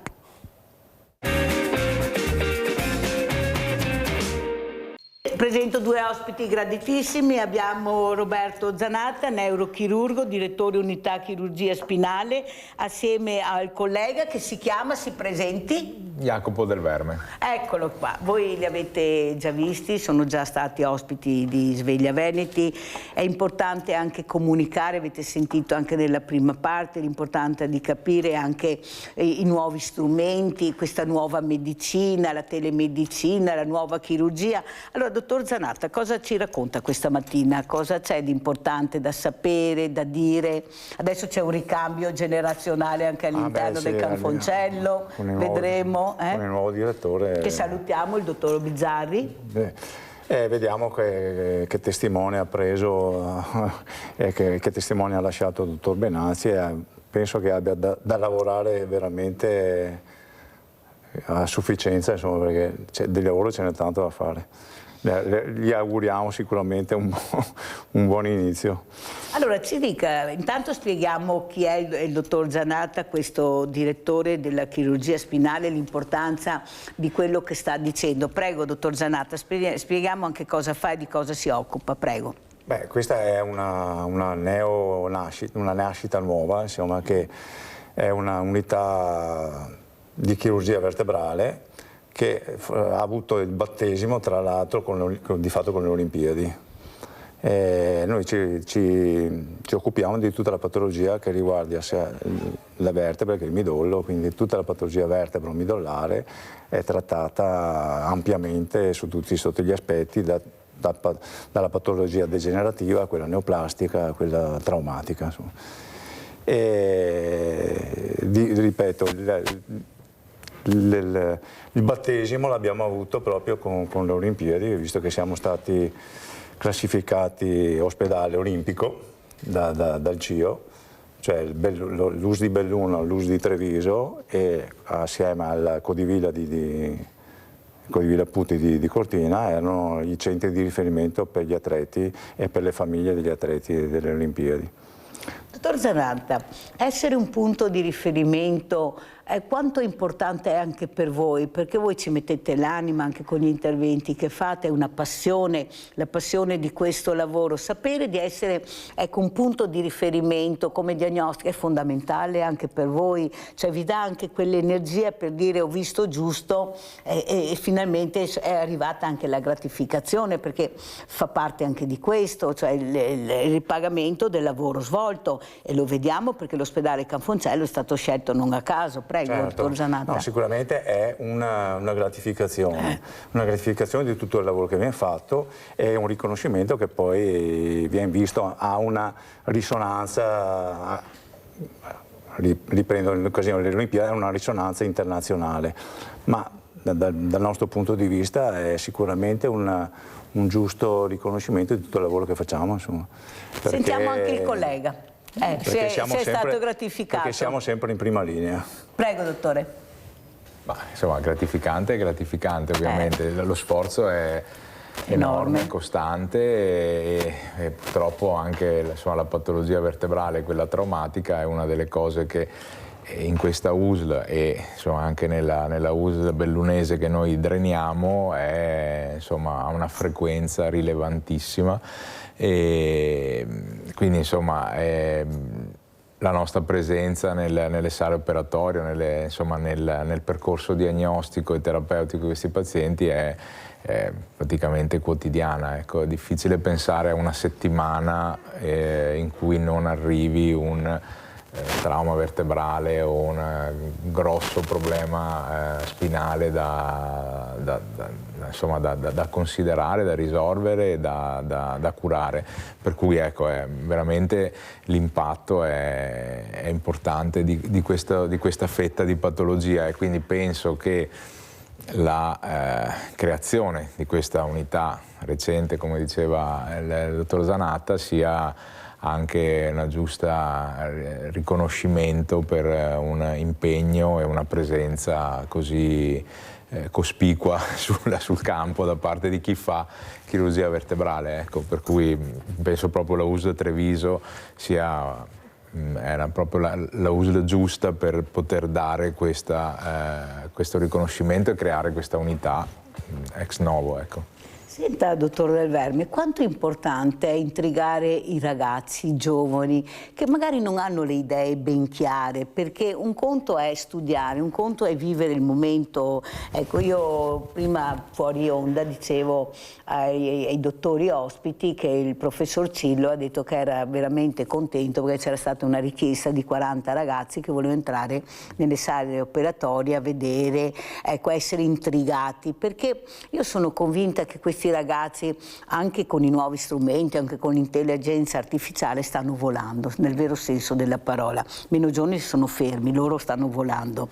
Però intrigarli anche su quella che è questa robotica, questi nuovi strumenti, anche l'intelligenza artificiale nelle sale operatorie, voi che operate, ecco, cosa dite? Come? Perché li intrighiamo? C'è niente da fare, loro stanno chiedendo questo. Allora, io penso che al saldo delle tecnologie che aiuteranno, si svilupperanno, si stanno sviluppando, quello che deve intrigare, quello che deve capire chi si vuole avvicinare magari a questa professione è capire quello che si fa realmente, ok? Quindi sicuramente è un'opzione fargli rendere conto di quello che è la vita di un ospedale, di un chirurgo per quello che riguarda noi, perché lo studio sì, ti dà la base, dà la possibilità di capire la materia, però poi la vita reale magari è diversa.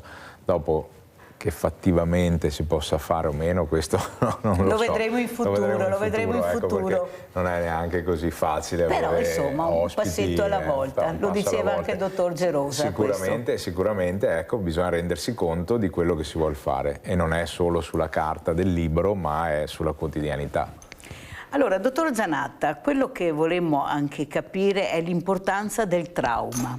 Ecco, noi vediamo, lei ha citato prima le Olimpiadi, io devo dire la verità, che mi sembra che stiamo un po' troppo accelerando, nel senso che veramente percorrono questi chilometri con delle velocità veramente folli. Io lo dico sinceramente, lo trovo anche estremo, perché veramente hai un corpo solo e non è che hai il ricambio, cioè il ricambio avviene, abbiamo sentito anche cosa ha detto la campionessa ieri, ecco, adesso sto pagando il conto di quello che ho fatto. Ecco, capire anche il limite della pericolosità, perché se continuiamo così, abbiamo visto gli incidenti e voi l'avete anche detto, una velocità estrema non è un bel segnale anche a quei ragazzi che veramente dobbiamo un po' rallentare, perché quando il trauma è potente, è forte, è difficile poi venirne fuori. Cosa dice? Ecco, anche nonostante la chirurgia, gli nuovi strumenti che avete, la ricerca, prego, dottor Zanatta. No, è che lei deve capire che è un po' difficile entrare nella testa di un atleta e soprattutto di un atleta agonista. L'atleta agonista è spostato ad aumentare sempre il limite. Il limite viene sempre spostato oltre il necessario, cioè, quindi è difficile limitare, ridurre un atleta a un'attività sportiva più sicura. Quello che si può fare è rendere più sicuro l'attrezzatura sportiva oppure la preparazione sportiva, la prevenzione, quello sicuramente viene fatto e si fa. E poi con le nuove tecnologie, le nuove tecniche chirurgiche, quello che si può fare è dare la possibilità all'atleta di recuperare e quindi si chiama return to play, cioè a un recupero maggiore e ritornare sulle piste da sci nel caso delle Olimpiadi oppure a uno sport normale, insomma.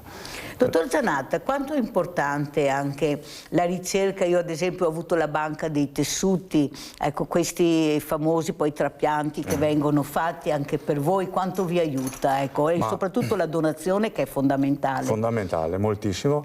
Perché noi collaboriamo moltissimo con la banca dei tessuti. Vede, non lo sapevo, fatalità, vede? No.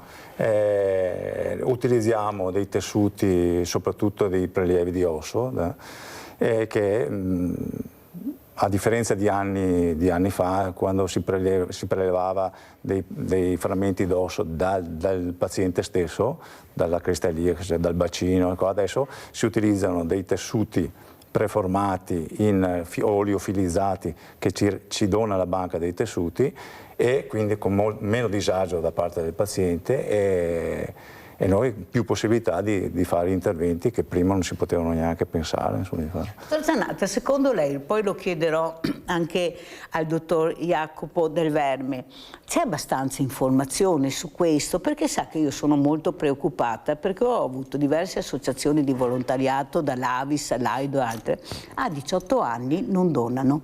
Quando fanno la carta d'identità i diciottenni, niente da fare, la donazione non la sentono. Allora forse, ecco, è quello che dicevo prima, forse intrigarli di più, come dice il professor Gerosa, che ho avuto ospite anche tempo fa, è venuto diverse volte. Ecco, cambiare l'ospedale non è solo fatto di mattoni, ma è fatto anche di figure umane, coinvolgere di più anche queste realtà che chiedono di essere intrigati. Io mi ricordo, mi sembra l'AI, l'Associazione delle Leucemie, che mi ha detto, sai Mirella, che sono venuti 20 ragazzi a visitarci all'interno dell'ospedale che hanno là, e sono diventati tutti volontari. Prima andavamo nelle scuole e non li avevamo. E si è posta la domanda a questa Presidente, come mai allora nel momento in cui toccano con mano la realtà, per questo prima ho abbinato la sala operatoria, quello che ha detto il professor Cillo, forse dobbiamo accelerare un po', tanto è vero che il professor Gerosa mi ha detto di dire, se qualcuno che le dice che lo facciamo già negli ospedali, queste porte aperte, questi convegni, dica che non facciamo abbastanza per i giovani. È d'accordo, dottor Zanatta? No, sì, posso essere anche d'accordo. Il difficile è strutturare in maniera organica una cosa che, cioè 40, come ha detto lei prima, 40 studenti che possono entrare in ospedale, cioè è difficile, bel numero. È un bel numero. Stimolarli di più e coinvolgerli sicuramente è una cosa interessante, e soprattutto anche nella banca dei tessuti, e far vedere che cosa fa la banca dei tessuti, che sicuramente può avere le porte più aperte che non una sala operatoria, perché ovviamente non parlo del prelievo in sala operatoria, ma vedere che cosa fa la banca dei tessuti. Un po' più difficile è ovviamente decisamente farli entrare in sala operatoria, perché in sala operatoria una persona alla volta può entrare, insomma. Quindi coinvolgere un po' alla volta. Un po' alla volta. Però visto che c'è questa richiesta, lavorarci su non è male. Ma vedremo. Forse sarebbe più coinvolgere gli studenti che hanno già scelto il percorso, cioè gli studenti di medicina, ad esempio il primo, il secondo e il terzo anno, invece che avere, come facevamo noi o ho fatto io tanti anni fa, un percorso sterile, dargli un percorso un po' più attivo. Ad esempio sono stato in Francia tantissimi anni fa e nelle sale operatorie utilizzavano gli studenti di medicina, cioè il primo e il secondo anno, come aiuto strumentista. Sì, però sai, dottor Zanatta, che sono molto confusi i nostri giovani, non hanno ancora le idee chiare, magari non sanno veramente quello che vogliono fare, magari cercare di capire, perché io li vedo molto confusi, i genitori che non li lasciano decidere, sono sempre là, non tutti, ma abbastanza, e io penso invece che questi giovani vanno un po' accompagnati. Renata da Zero Branco, vai Renata. Mirella, buongiorno. Buongiorno. Allora, ecco, io ho avuto praticamente un intervento a Verona di chirurgia vertebrale, mi hanno fatto la schiena in titanio. Praticamente sono stata ricoverata 3 mesi tra fisioterapia, dopo lunga sofferenza a Malcesine. Sono uscita con le stampelle, mi hanno praticamente, ho avuto le anche rovinate e sto ancora camminando con la stampella. Ho fatto una visita con il dottor Del Verme, con le mie, ho portato le mie radiografie e mi ha detto che non è campo suo. Ho fatto anche una visita con il dottor Zanatta e mi ha detto che non erano loro che potevano intervenire. Per cui sono andata a Verona e ho fatto questo intervento a Borgo Trento con il dottor Valsano. Però sono ancora handicappata, nel senso che cammino adesso col bastone, ho fatto un intervento all'anca 7 mesi fa e ancora il bastone, perché non riesco a camminare. Ho sempre un formicolio sulla gamba destra e così, cosa devo fare? Perché poi fare fisioterapia è un costo continuo. Già la visita di controllo ti danno appuntamento dopo 3 mesi, per cui ho abbandonato quel settore e cerco di fare movimento a casa, fisioterapia a casa da sola, perché così non devo andare in giro di qua e di là, fare per 45 minuti ti prendono 40 euro per fare una fisioterapia, per cui io non, a parte che non ho la possibilità e neanche me la sento di fare, perché comunque comincio ad avere quest'anno 80 anni, però ho tanta volontà e tanta forza ancora per poter sopravvivere alle mie sofferenze.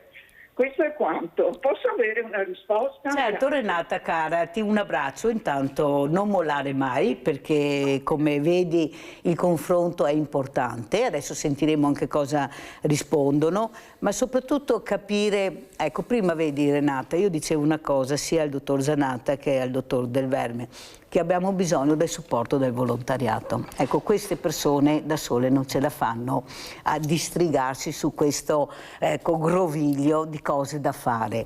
Ecco, lei ha bisogno di fare fisioterapia, lei ha bisogno di essere accompagnata, non ha i soldi per pagare, però vorrebbe anche star bene, lei fin là arriva. Ecco, cosa possiamo dire? Quanto è importante è riuscire anche a far capire a questa signora, diversamente giovane, ma con la voglia di vivere, che ce la può fare. Ecco, le situazioni si devono risolvere prima o dopo. Prego, dottor Zanatta, poi sentiamo il dottor Del Verme. Adesso non entro nel merito della signora perché non ho memoria, non ricordo. Però il percorso post-intervento sicuramente potrebbe essere aiutato dalla presenza di qualche volontario che si offre nell'accompagnare il paziente al centro di fisioterapia. Quanto importante è la fisioterapia, dottor Zanatta? È importantissima, è che purtroppo l'abbiamo demandata a una struttura esterna. Non va bene? No, va bene, andrebbe bene se fosse ben strutturata. È che come qualsiasi reparto anche dell'ospedale, come qualsiasi sala operatoria, ha una carenza di personale purtroppo. Noi soffriamo tanto di carenza di personale e così lo fa anche la terapia riabilitativa.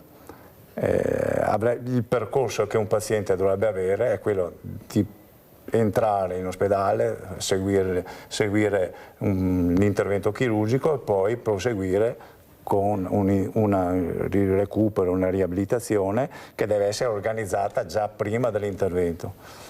Però purtroppo sono delle situazioni bene a dirlo, dottor Zanatta, prima dell'intervento bisogna programmare, perché non è il primo caso che mi capita. Ho dovuto intervenire personalmente di questa persona, come dice lei, dopo un intervento andato bene, doveva fare la fisioterapia e non riusciva a farla, non aveva i soldi da pagare, nessuno andava a prenderli, perciò ho dovuto interessarmi di persona per far sì che questa terapia e questa fisioterapia avvenisse, anche pagando, oppure trovando un mondo del volontariato che riuscisse ad apprendere queste povere persone diversamente giovani, fatalità, abbandonate a se stesse. Ecco, dottor Del Verme, nel 2026 di cosa è contento? Come si sono aperte anche le porte della chirurgia spinale, questi nuovi strumenti che avete, che forse vi intrigano anche di più anche voi, la ricerca.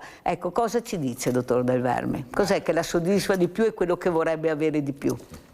Quello che vorrei avere non si può dire, no, nel senso che insomma lì c'è un discorso molto ampio. La chirurgia vertebrale ha, per quello che è la mia idea, un grande sviluppo e l'aumento delle tecnologie che si stanno sviluppando permettono di allargare molto le indicazioni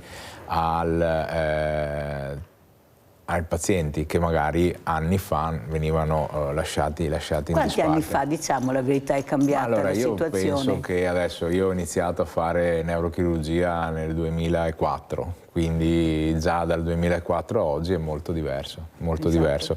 Le tecniche meno invasive, le tecniche meno aggressive sulla colonna vertebrale, anche il nostro studio a capire meglio qual è la patologia e qual è la causa del dolore, a volte permettono, con un intervento magari poco invasivo, poco destruente sulla colonna, di dare un beneficio non completo magari, però accettabile per il paziente, e migliorare la qualità di vita. Quello che secondo me proprio intriga e può essere e sarà lo sviluppo è nuove tecniche per fare più cose o fare le stesse cose ma meglio.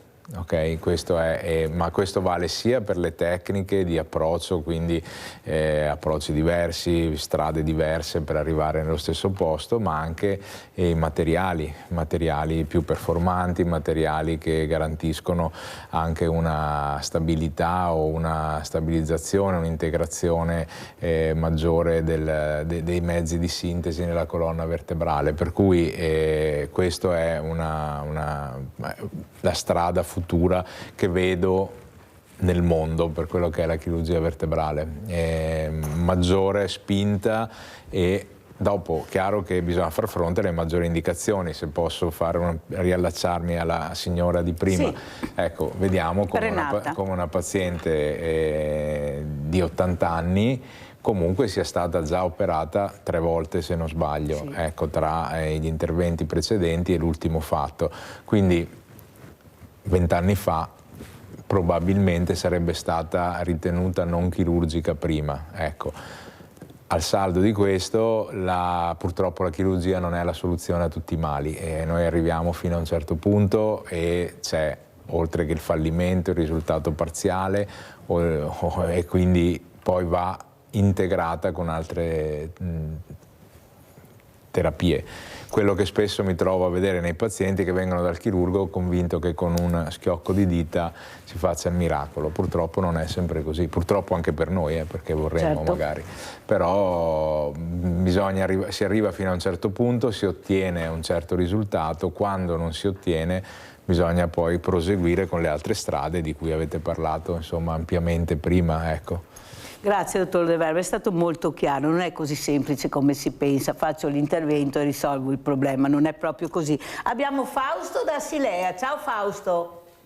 Ciao Mirella, buongiorno ai vostri ospiti. Niente, io volevo salutare il dottor De Verme perché sono stato operato il 17 dicembre da lui. E niente, il problema era che anch'io, quando sono venuto fuori dall'operazione, che sono stato dimesso il 24 dicembre, non camminavo più, mi sembrava di essere tornato indietro di 11 anni fa, perché io sono un mielo leso. E cosa succede? Che adesso sto facendo fisioterapia e il problema è sempre su questa benedetta struttura che fatica a trovare dove si fa la fisioterapia, ecco, questo è il problema. Non so, volevo capire un attimo come che si poteva. Io per carità ho già esperienza o roba del genere, ma come diceva anche la signora prima, non è facile trovare delle fisioterapie in convenzione. Grazie a voi e grazie al dottor Del Verme che mi ha fatto un'operazione perfetta, penso. Caro, grazie Fausto. Dottor Del Verme, a lei. Poi ti dico cosa ho pensato intanto che voi parlate. Prego, prego. Insomma, intanto un saluto. Fa piacere, Fausto, dai, dottor Del Verme. Piacere, anzi, grazie del riscontro, insomma, fa veramente piacere. Purtroppo esula un po' da quella che è la mia competenza, sì. Questo è un'organizzazione veramente ospedaliera, della uso del territorio, la vedo e la percepisco questa cosa nella quotidianità delle nostre giornate, però ecco, forse sarebbe una domanda da rivolgere a chi gestisce. Che è un'altra storia. Che è un'altra storia. Ecco, noi possiamo semplicemente dire che è necessaria, se questa nostra spinta può servire a migliorare il tessuto fisioterapico e riabilitativo della USL, per noi è fondamentale, cioè una fisioterapia è necessaria e da quello che ho capito, insomma, soprattutto per il signore che ha appena chiamato. Sì. Allora, intanto che loro parlavano e con le vostre telefonate, dottor Zanatta, mi è venuta un'idea in mente, ma penso di averla già detta anche l'ex direttore, già direttore dottor Benazzi, che veniva frequentemente qui da noi. Allora, visto che abbiamo il nuovo ospedale che è la Cittadella e abbiamo anche il vecchio ospedale, una volta io mi ricordo che la fisioterapia, come dicevano le telefonate, tutti i giorni si faceva all'ospedale. Tu facevi l'intervento e poi anche Perché non sfruttare il vecchio ospedale e fare un centro di fisioterapia, visto che è talmente grande e anche vuoto? Io non riesco ancora, gliel'ho anche chiesto, ma di là cosa fate? Perché io pensavo un allargamento, gliel'ho detto, di certe cose, però invece vedo che si svuota e si porta da un'altra parte. No, gliel'ho detto, cioè lo dico apertamente, non ho mica problemi di dire quello che penso, anche perché io l'ho visto, ho detto mi sembra un'autostrada, è la prima volta che sono arrivata, ho preso anche paura, poi un po' alla volta si migliorerà. Però queste telefonate fanno riflettere, fanno molto riflettere, perché voi fate il migliore intervento possibile e riesce bene, ma è il dopo? È il dopo che diventa un problema, perché se il dopo non viene fatto nella maniera corretta e giusta, come dice il dottor Del Verme, dottor Zanatta, l'intervento può anche andare male dopo, perché bisogna supportare l'intervento con una fisioterapia adeguata. Allora io lo chiederò anche al nuovo direttore Bizzarri, perché non aprire una bella fisioterapia in questo mega ospedale vuoto che abbiamo da un anno. Anche ieri lo guardavo e dicevo, ma chissà dentro cosa. Ecco, ero quasi tentata di andare a vedere quanti buchi vuoti c'erano. Perché interessa a tutti, noi abbiamo una popolazione diversamente giovane, qualcuno lo vuole capire sì o no? Che noi non possiamo mandare queste persone anche con tanti acciacchi, con interventi anche importanti a destra, a sinistra, chiamare, non ti rispondono, pagare, ma non sempre facile.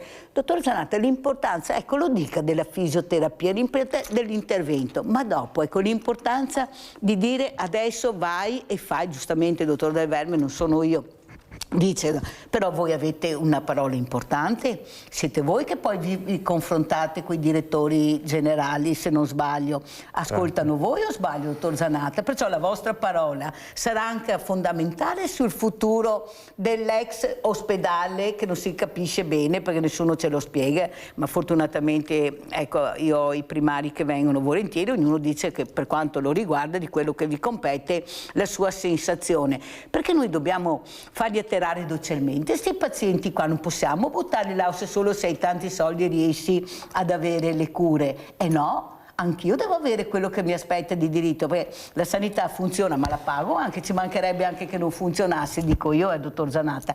Ecco la vostra voce per cercare anche di aiutare questi interventi importanti, perché voi fate degli interventi che sono dei miracoli, lasciatemelo dire, a volte avete fatto un miracolo, perché è vero, cioè dovete essere supportati anche il dopo intervento. Prego, dottor Zanatta. No, ma noi la voce la diamo, non è che poi certo. non veniamo anche ascoltati, perché bisogna dire... Sì. Da dire il vero a quello. Il fatto è, ripeto, che le strutture che possono accettare i pazienti e tutti i pazienti che operiamo, perché ovviamente l'età in cui il paziente può essere sottoposto a un intervento è aumentata, quindi come diceva il mio collega, fino a qualche anno fa era impensabile o poco probabile che un paziente di 80 anni venisse operato, invece adesso diciamo che è quasi quotidiano. Il problema è che recuperare strutture che possono poi fare la riabilitazione non è facile, perché manca proprio la disponibilità del personale. Creare un centro di riabilitazione, un centro di riferimento di riabilitazione sarebbe una cosa interessantissima, che poi sia all'interno dell'ospedale o al di fuori dell'ospedale, però un punto di riferimento cambia poco, però deve esserci un punto di riferimento e soprattutto per il fatto che sono aumentati anche tanta patologia sia traumatica che neoplastica. Insomma. Dovuto a cosa? Incidenti, a malattie? Cosa vedete? Ecco, che statistica fate, dottor Zanatta, in merito a quello che operate? Per quanto riguarda la traumatologia, sono aumentati sia il numero di traumi sportivi in generale. Tenga conto insomma, che qua nel Veneto abbiamo circa 100-120 mila atleti tesserati su una popolazione di circa 5 milioni di tesserati nazionale. Il Veneto ne ha 500 mila e Treviso ne ha 100-120 mila, che è la seconda provincia nel Veneto che ha maggior numero di interessati. Oltre a questi c'è un 45% della popolazione che pratica uno sport a livello amatoriale, ma non è detto che praticare lo sport a livello amatoriale non sia pericoloso o meno pericoloso di un atleta professionista. Oltre a questo sono aumentati anche le patologie traumatiche da incidenti sul lavoro, perché è aumentata anche la popolazione nostra, insomma, siamo passati a un numero di quasi di 1 milione di abitanti nella provincia del Veneto. Credo la regia, scusi un attimo dottor Zanatta, perché mi devono trovare un servizio, se riescono, di Fulvio Marotto, ecco quell'uomo a cui Mirella tiene tanto, perché è un esempio di speranza per tutti, anche per i medici. Ecco, visto che abbiamo parlato di Olimpiadi, vediamo se lo trovano e poi, mi scusi se l'ho interrotta, ma è importante,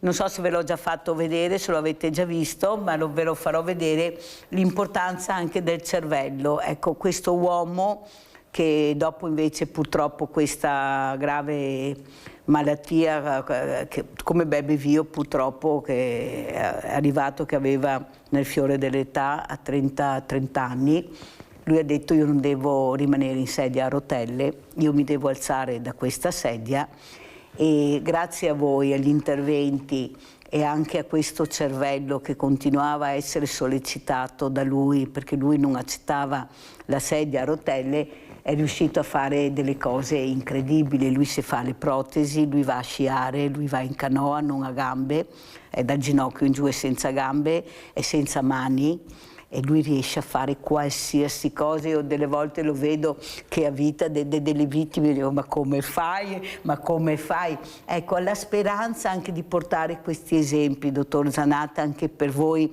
per far capire anche a questi giovani che dalla sera alla mattina, anche dottor Del Verme, si vedono senza un arto, senza una cosa importantissima, specialmente quando sei molto giovane, che hai la vita davanti. Sono esempi importanti. Ecco, questo cervello che continua a essere sollecitato, e parte tutto da là poi alla fine. Cosa dice, dottor Zanatta? Sì, parte dalla nostra determinazione di voler riuscire a tutti i costi. Ecco, sentite? Sì, decisamente. Complimenti per il signor Fulvio, perché è un esempio di come non bisogna mai mollare, tra virgolette. Bravissimo, mai mollare. Ecco, lui non ha mai mollato. So che diceva, quando era in sala operatoria, che vedevano ormai che appunto dovevano fare questa amputazione, ma anche i medici, i chirurghi, diceva: poveretti, erano in quel momento sangue che schizzava dappertutto, e lui diceva: tagliate, tagliate, tagliate, tagliate tutto, ma tagliate fine. Capite la voglia di vivere, ecco, la gioia di vivere, quanto è importante anche nella malattia. Dottor Del Verme, quanto aiuta la gioia di riuscire a farcela, di riuscire a dire devo star bene, devo recuperare, ecco. Su un intervento importante anche. Su tutti gli interventi una buona quota è la motivazione del paziente, tant'è che nel nostro settore di chirurgia vertebrale, non parlo di patologia traumatica, che lì diciamo la motivazione poi serve per accettare il trauma e la nuova condizione di vita, ma anche nella patologia degenerativa c'è molti colleghi, molti centri effettuano proprio anche una valutazione psicologica per dire l'importanza della motivazione personale nel superare un intervento e nel risolvere una malattia, che poi in quella che è la malattia degenerativa è risolvere una malattia, nel trauma è accettare gli esiti dell'evento, insomma.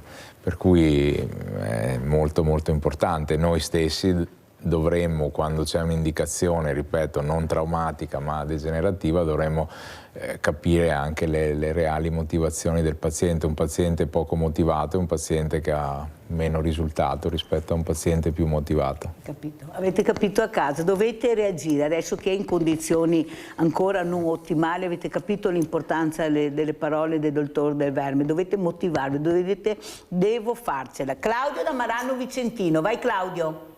Sì, buongiorno a tutti. Ciao. Io voglio chiedere che speranza c'è di vedere la chirurgia bariatrica negli ospedali, anche che non sono qui di Padova, negli ospedali più di periferia. No, Buona scusa, giornata. Aspetta un attimo, perché bisogna vedere se hanno capito, perché ho visto che il dottor Zanatta... prego, ecco, cos'è? Ha capito, dottor Zanatta? Se non ho capito bene la chirurgia bariatrica. Sì, bariatrica anche negli ospedali minori. No, perché io avevo capito pediatrica, non so se avevo capito male, io avevo capito bene, vedi che è più ecco. Va bene, abbiamo capito. Buona giornata. Grazie Claudio, ti risponderà subito, ma vediamo le immagini di Fulvio che fanno capire l'importanza di crederci. Guardate cosa fa. Questo è con la moto.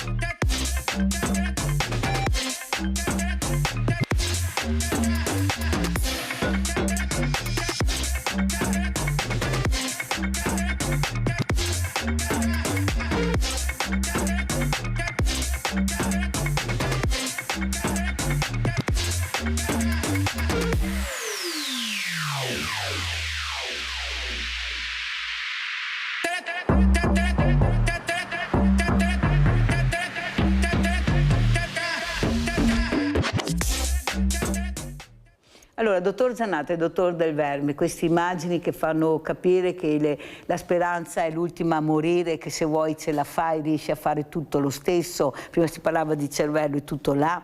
Fulvio che lo stimola in continuazione, che lo sollecita, insegnami cosa devo fare. Lui faceva il carrozziere, si fa le protesi, ecco, mi fa le manine per i bambini che vanno in bicicletta, che non hanno le mani. Io ho visto una bambina, allora ve lo racconto, allora lo guarda e gli dice: ma come mai tu hai così poche dita? 5 anni. E lui la guarda e dice: no, guarda che sei tu che ne hai troppe. La bambina si guarda e ma sì, forse hai ragione, posso dartene una? Capite il bambino che non ha paura di vedere questo arto che non c'è, che si fa delle domande a 5 anni, come mai io e tu non ne hai? Ecco, dottor Zanato, quanto importanti sono questi esempi anche per voi? Beh, complimenti, penso che Fulvio sia una persona fuori dal comune, perché è difficile trovare insomma, gente che da autodidatta o self-made si faccia le protesi, però decisamente insomma, potrebbe essere un esempio, anzi deve essere un esempio per chi è, come abbiamo già detto, è stato un po' meno fortunato sia dal punto di vista per una patologia degenerativa, traumatica o tumorale, insomma, per poter proseguire. Insomma. Certo è che il signor Fulvio dovrebbe essere invitato anche presso strutture o presso dei convegni proprio per dare l'esempio. Anche all'ultimo convegno che abbiamo fatto con la Banca dei Tessuti sono stati invitati i pazienti operati sia da noi che da altre strutture, chirurgiche della nostra USL, per capire come funziona il prelievo, il tessuto, sia del cute che di osso, ed sono stati invitati pazienti anche atleti paraolimpici ad esempio, quindi pazienti in carrozzina, pazienti con protesi di arto. Ecco. Il signor Fulvio dovrebbe essere uno di quelli sicuramente. Ma se voi vedete cosa fa, lo dico anche al dottor Del Verme, io delle volte rimango e dico: ma Fulvio, ma ti prego, ma per carità. Allora lui, portando sempre la protesi, delle volte fa questa bolla, questa crosta che si rigidisce, lui col coltello se la toglie, fa uscire il sangue e dice: ecco, adesso io sono a posto. Dico: ma Fulvio, ma dai, ma Fulvio, ma lui è anni che va avanti così e non ha preso un'infezione fino adesso. È quello che delle volte, perché non è che questo adoperi degli strumenti, cioè lui, zac, toglie, esce questo sangue in abbondanza, poi si riforma la pelle, tranquillo, beato. Cioè, il dottor Del Verme. No, perché veramente sono domande che io mi pongo, questa. Visto che parliamo di igiene, di sicurezza, cioè il corpo umano come reagisce, il nostro corpo, questa macchina meravigliosa che abbiamo, che non ci rendiamo conto quanto potente, quanto bella, impossibile anche da pensare cosa riesce a fare da sola. Sì, ecco, adesso magari nella fattispecie non so cosa fa il signor Fulvio, però ecco, non mi sentirei di consigliarlo in giro a tutti quanti. Non fatelo voi a casa, lo diciamo, non pensate di farlo, ecco, per carità. Se lui ha trovato la sua dimensione così, per carità, e tanto di cappello, mi sembra una persona anche molto dotata di inventiva, per cui insomma penso che l'abbia fatto a ragion veduta, ecco, per cui sicuramente apprezzabile. Tutto quello che fa, lui è fortunato perché probabilmente aveva anche una dote mentale e tecnica, di conoscenza tecnica per poter fare. DNA, no, perché ne parliamo del DNA che è fondamentale anche per voi. Prego. Sì, e sicuramente aveva una predisposizione a maneggiare strumenti, a costruire, ecco, quindi un minimo di predisposizione, cioè, per cui fortunato lui, è apprezzabile perché ha avuto le possibilità legate magari anche alla sua precedente attività, come mi diceva fuori onda, e quindi sarebbe sì da esempio, o magari più che da esempio anche di aiuto a tanti altri che hanno la sua stessa sorte ma non hanno le sue possibilità tecniche per potersi autoprodurre, autocostruire, autoprovare e fare degli esperimenti su se stessi su come risolvere il problema di una menomazione. Allora andiamo a vedere anche la foto che ha mandato il dottor Zanatta, foto 1 per cortesia, che spieghiamo anche questa foto per capire di cosa parliamo, di cosa ci confrontiamo. Adesso, ecco qua, cosa stiamo vedendo, dottor Zanatta? Ma no, questa era semplicemente una foto per prendere spunto dal recente trauma che aveva avuto l'atleta di bob, che abbiamo ricoverato nel nostro reparto, e che ha preso proprio per i capelli, nel senso che poteva essere un trauma grave con il risultato di una tetraplegia, cioè con la paralisi di tutti e 4 arti, in un atleta olimpico. L'intervento che abbiamo fatto e i tempi in cui è stato fatto gli hanno permesso in 2 giorni di ritornare a Cortina. In 2 giorni, dottore? Sì, pensate, sì, con le sue gambe. Perché il trauma che aveva ricevuto era la frattura a scoppio di una vertebra cervicale, con una retrazione dei frammenti di osso all'interno del canale dove c'è il midollo, la cui compressione poteva provocare un gravissimo danno neurologico. Dottor Zanatta, cos'è invece che la preoccupa di più in questa fase un po' così altalenante di quella che è la sanità, i bisogni che avete? Ecco, io ho avuto diversi chirurghi purtroppo che hanno il problema del ricambio, sono molto preoccupati che non c'è questo ricambio anche nelle sale operatorie. Ecco, cosa vorrebbe dire questa mattina, cosa vorrebbe chiedere? Perché è possibile che non riusciamo a farcela, ecco, perché mancano le risorse, ma se noi investiamo anche su queste risorse, che sono i nostri giovani poi alla fine, è inutile che ce la giriamo, sono loro il futuro, però bisogna pur che riusciamo a capire come arrivare a loro, con quali metodi. Ecco, questa sanità che deve essere molto più aperta, più intrigante.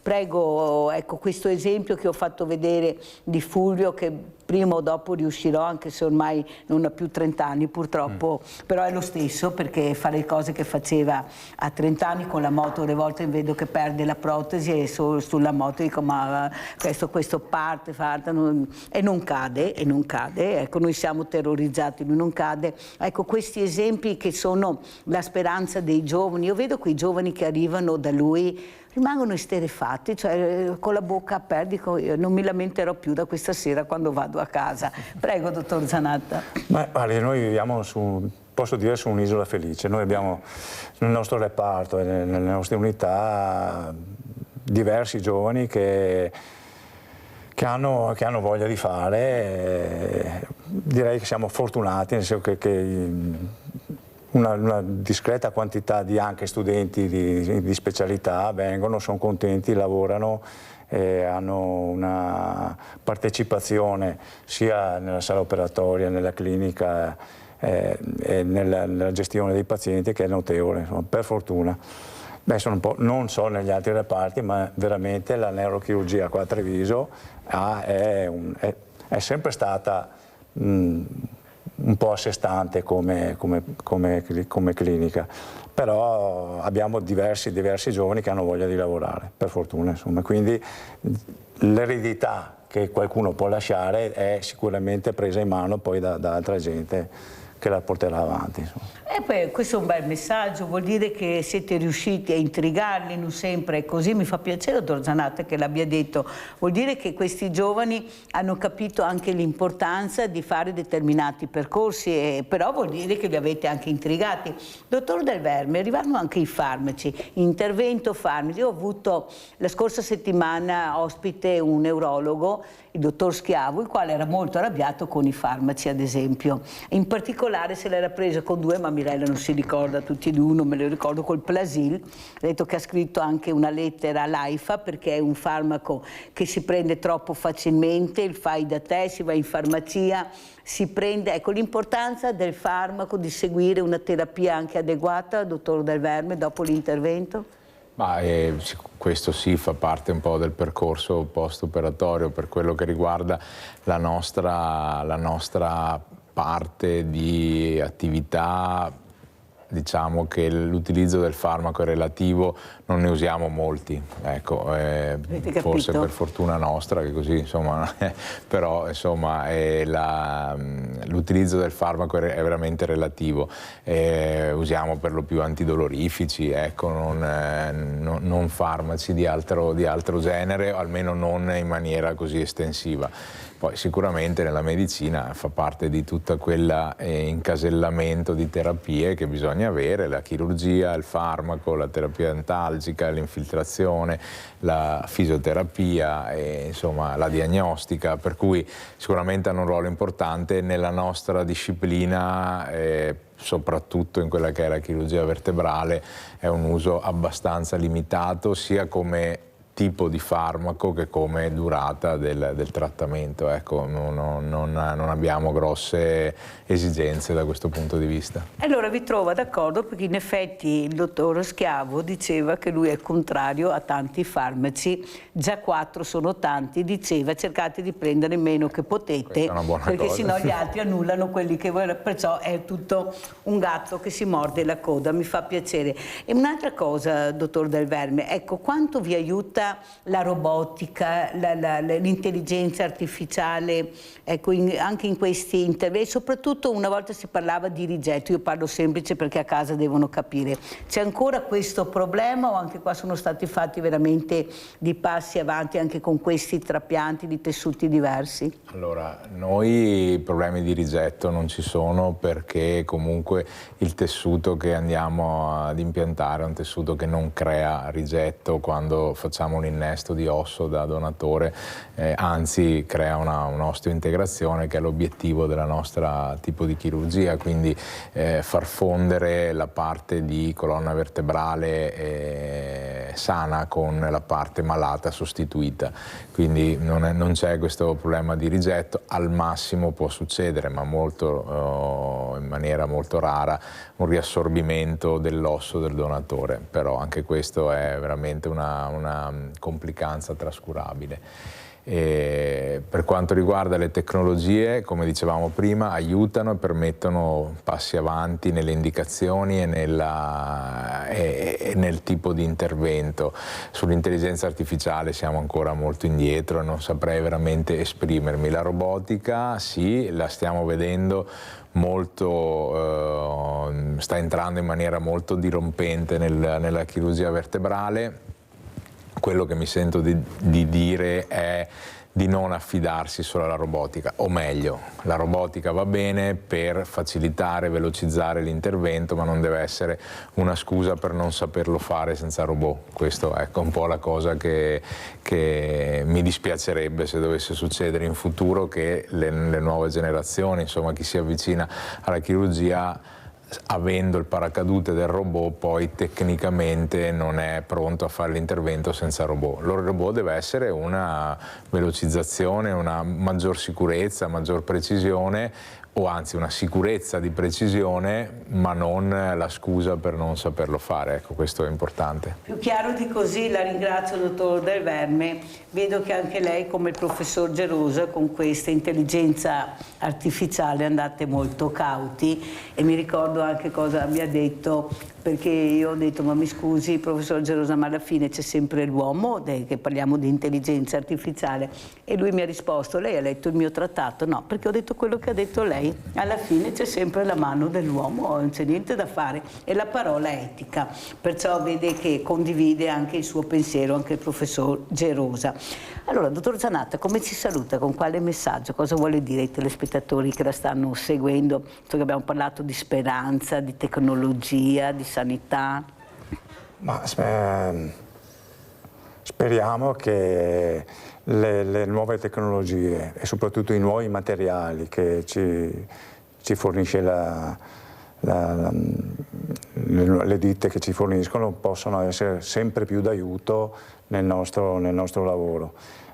Speranza che le nuove generazioni non abbandonino, come diceva il mio collega, la manualità, ma si affidino alla tecnologia, conoscendo l'anatomia e avendo provato pure poi la tecnica manuale. E speriamo che in futuro si ampli sempre di più questo tipo di attività che abbiamo iniziato da poco, insomma. Cioè l'unità spinale vertebrale divenga sempre più autonoma e possa promettere ai pazienti un percorso sempre più completo.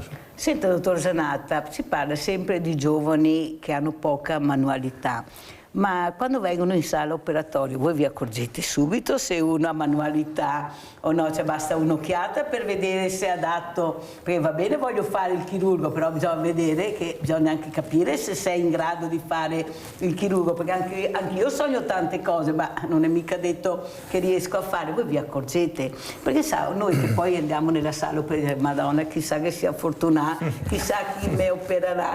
No, perché diciamo come la pensiamo, Mirella dice le vostre parole, invece sì, possiamo stare tranquilli.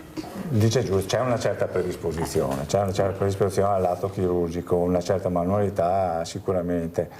Il fatto è che bisogna anche stimolarla. Da imparare? Sì, bisogna imparare, però stimolare i ragazzi a fare, insomma, quindi bisogna risvegliare la loro coscienza nel voler fare qualcosa. Sono un po' duretti, dottor Zanatta? No, imparano, sì, certamente. Certo che uno è più o meno predisposto. Il chirurgo è una persona un po' particolare, è abituato a lavorare, a non guardare l'orario, non guardare se arriva a casa tardi, se non pranza, se non cena. Deve soddisfare anche, devo dire, un po' il proprio ego, perché il chirurgo è un po' narcisista nel voler fare le cose, ma fa parte, insomma, un po' del lavoro della chirurgia. Noi non abbiamo la voglia di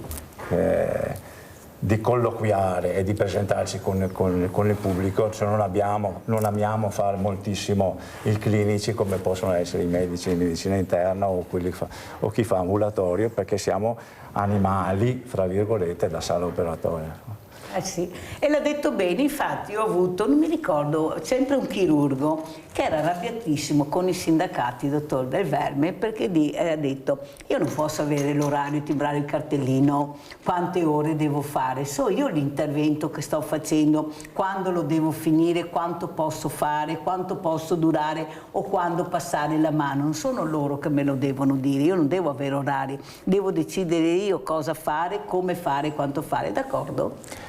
Allora, questa è una domanda veramente spinosa, mi mette in grandi difficoltà, perché insomma andare a parlare di temi sindacali poi qua alla fine. Vabbè, allora, lui l'ha detto apertamente davanti alle telecamere. Diciamo che sicuramente, ma questo lo chiama la chirurgia stessa, non si può pretendere che il chirurgo inizi un intervento e poi a un certo punto lo smetta e vada avanti un altro. Non è corretto nei confronti del paziente, non è corretto nei confronti di chi deve prendere in mano poi la tua chirurgia e tirarla avanti. Quello che sarebbe auspicabile è un regime di lavoro che permettesse da un lato di ottemperare a quelle che sono le norme vigenti in materia di orario di lavoro, di riposo, e dall'altro di poter comunque dignitosamente fare il proprio lavoro. Questo è l'obiettivo, ma mi pare che alla fine sia le aziende ospedaliere che le sigle sindacali stiano lavorando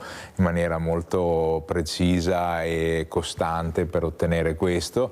Noi dobbiamo dal canto nostro cercare magari di adattarci nel piccolo, perché poi è sempre una piramide al contrario, che dalle grandi norme poi si arriva alla quotidianità, nel piccolo cercare di programmare il tutto come deve essere. Poi il caso eccezionale, la cosa che va fuori dalle regole c'è, ma penso che venga tollerata e non ci siano grosse... No, io faccio prevenzione, dottor Del Verme, perché sono cose utili da sapere. Io non ho l'ansia di dire sono fuori orario, so che quel mio fuori orario è giustificato, quella volta che esiste il fuori orario è giustificato e viene accettato.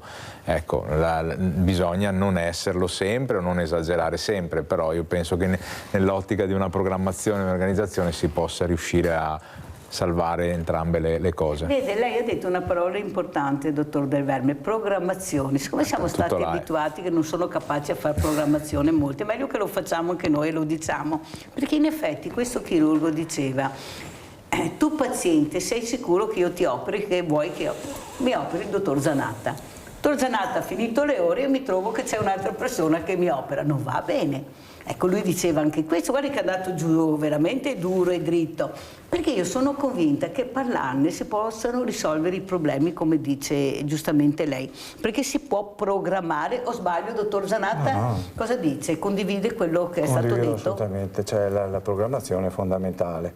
Come si diceva prima, è ovvio che non si può iniziare una cosa e poi non portarla a termine. Si cerca di fare tutto nel rispetto delle norme vigenti e... Avete dei paletti anche voi, è giusto quello che diceva questo chirurgo, che a un certo punto dovete smettere di operare e dovete riposarvi? Beh, in teoria sì, ci sono delle norme, ci sono delle regole dettate dalla comunità europea, che ti dicono e dai sindacati che dicono che c'è un certo orario, oltre un certo orario di lavoro di servizio devi riposare, ma è giusto anche perché uno con il riposo deve recuperare, certo. No? Cioè, non si può pretendere che un chirurgo inizi il lavoro alle 8 di mattina, lo finisca alle 8 di sera e il giorno dopo possa essere lucido per iniziare un'altra volta alle 8 di mattina e finire alle 8 di sera di nuovo, cioè 12 ore. La programmazione è fondamentale, però per poter programmare un certo tipo di lavoro bisogna avere anche un certo numero di persone per poterlo fare. Insomma. Avete capito qual è anche il problema? Io veramente vi ringrazio, veramente siete stati veramente molto chiari su quello che pensate, su quello che avviene all'interno di queste sale operatorie. Dobbiamo cercare di avere fiducia perché veramente abbiamo delle eccellenze, avete sentito con la passione con me, dottor Zanatta ha detto siamo narcisisti un pochino, il chirurgo è narcisista, ha detto il dottor Zanatta, però capite quanta passione ha sia il dottor Zanatta che il dottor Del Verme. Grazie al dottor Roberto Zanatta, neurochirurgo, direttore unità chirurgia spinale Canfoncello Treviso, grazie al dottor Jacopo Del Verme, collega del dottor Zanatta, perché veramente è stata una bella mattinata con loro. Pubblicità.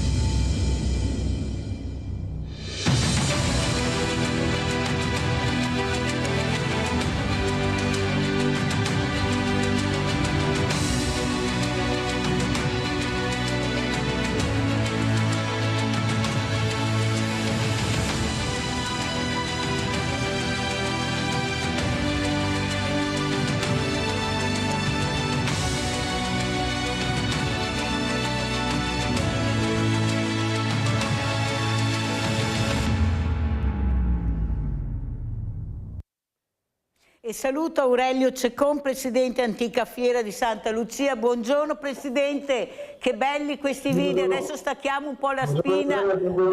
Buongiorno Presidente. E sempre complimenti per quello che riuscite a fare, lei in particolare, questa guida molto importante, ecco, di questa comunità. Ecco, l'importanza, ecco, delle radici del territorio. Com'è la situazione? Io vedo tantissime persone che vengono a vedervi, volontari che partecipano. Prego Presidente Ceccon.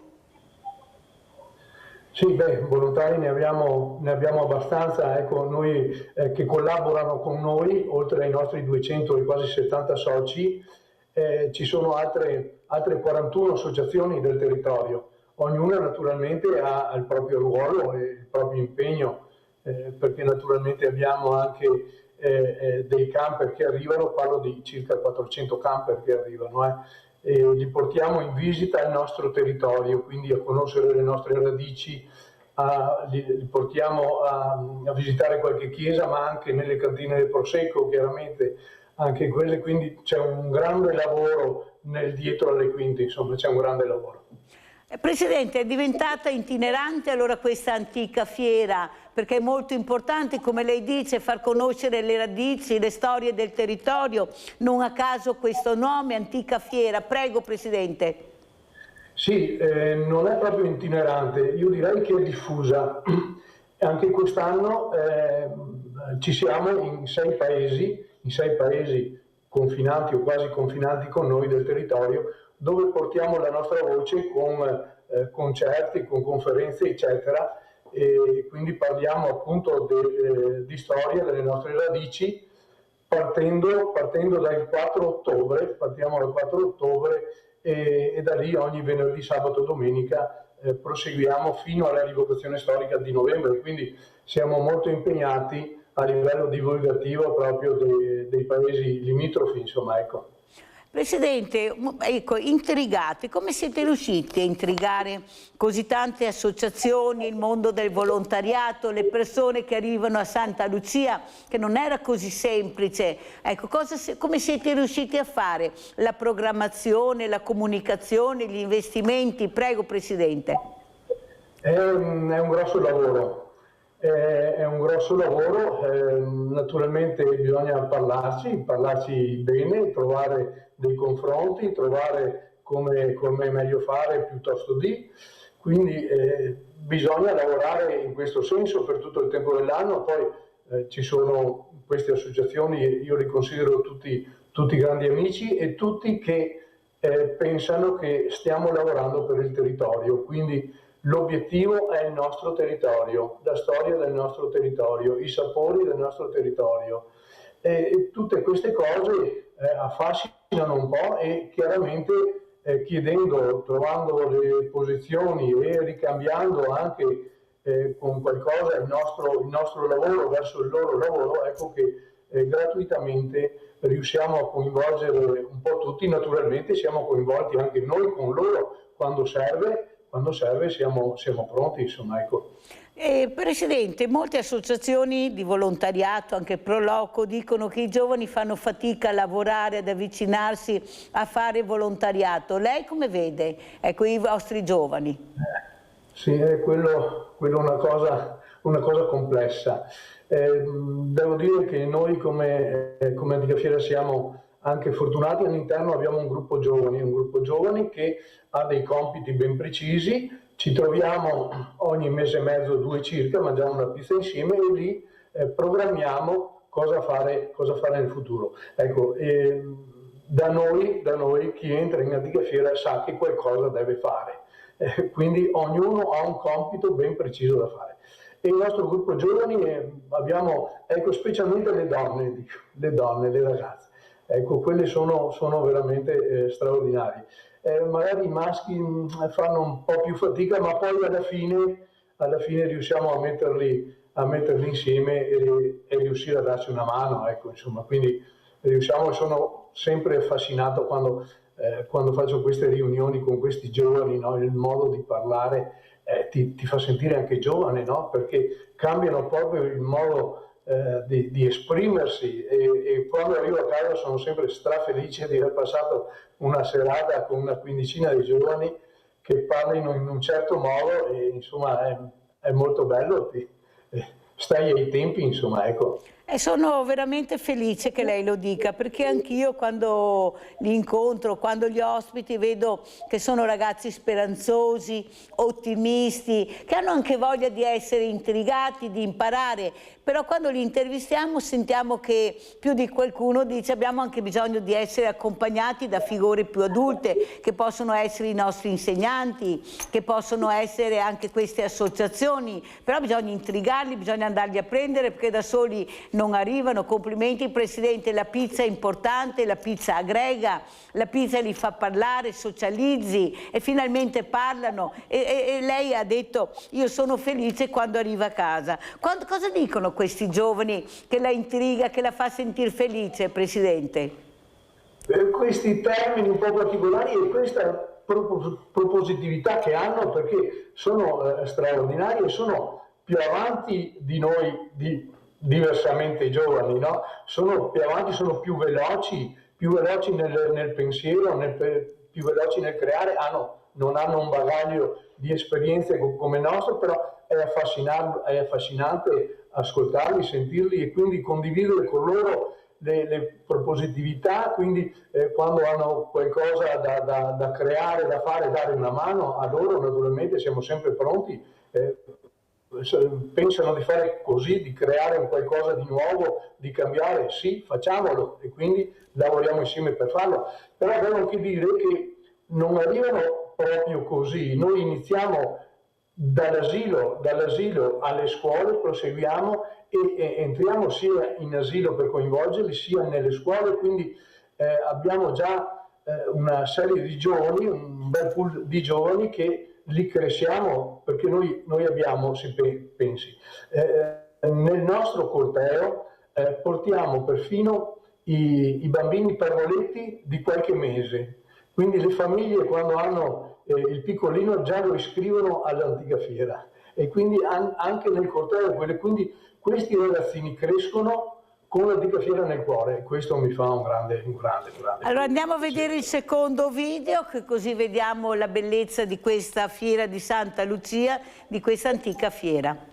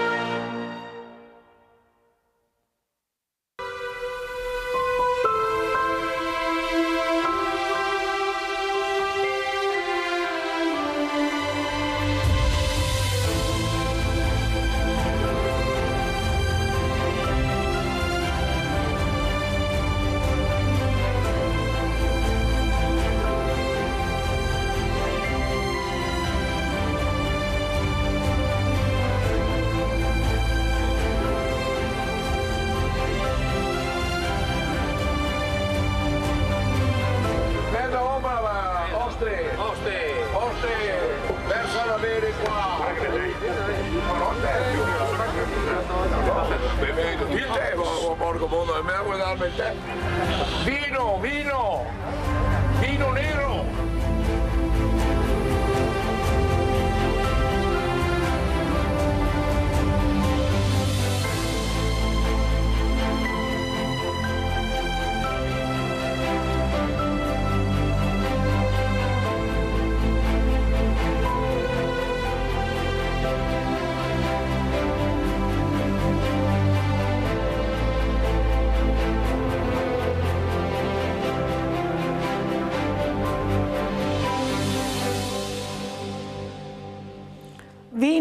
Allora sì, nel nostro Basso Piave ha ragione questo signore che dice vino nero, perché noi siamo neri col vino, non siamo né biondi né bianchi. Peccato che qualcuno non l'abbia capito e stiamo perdendo i nostri vini meravigliosi.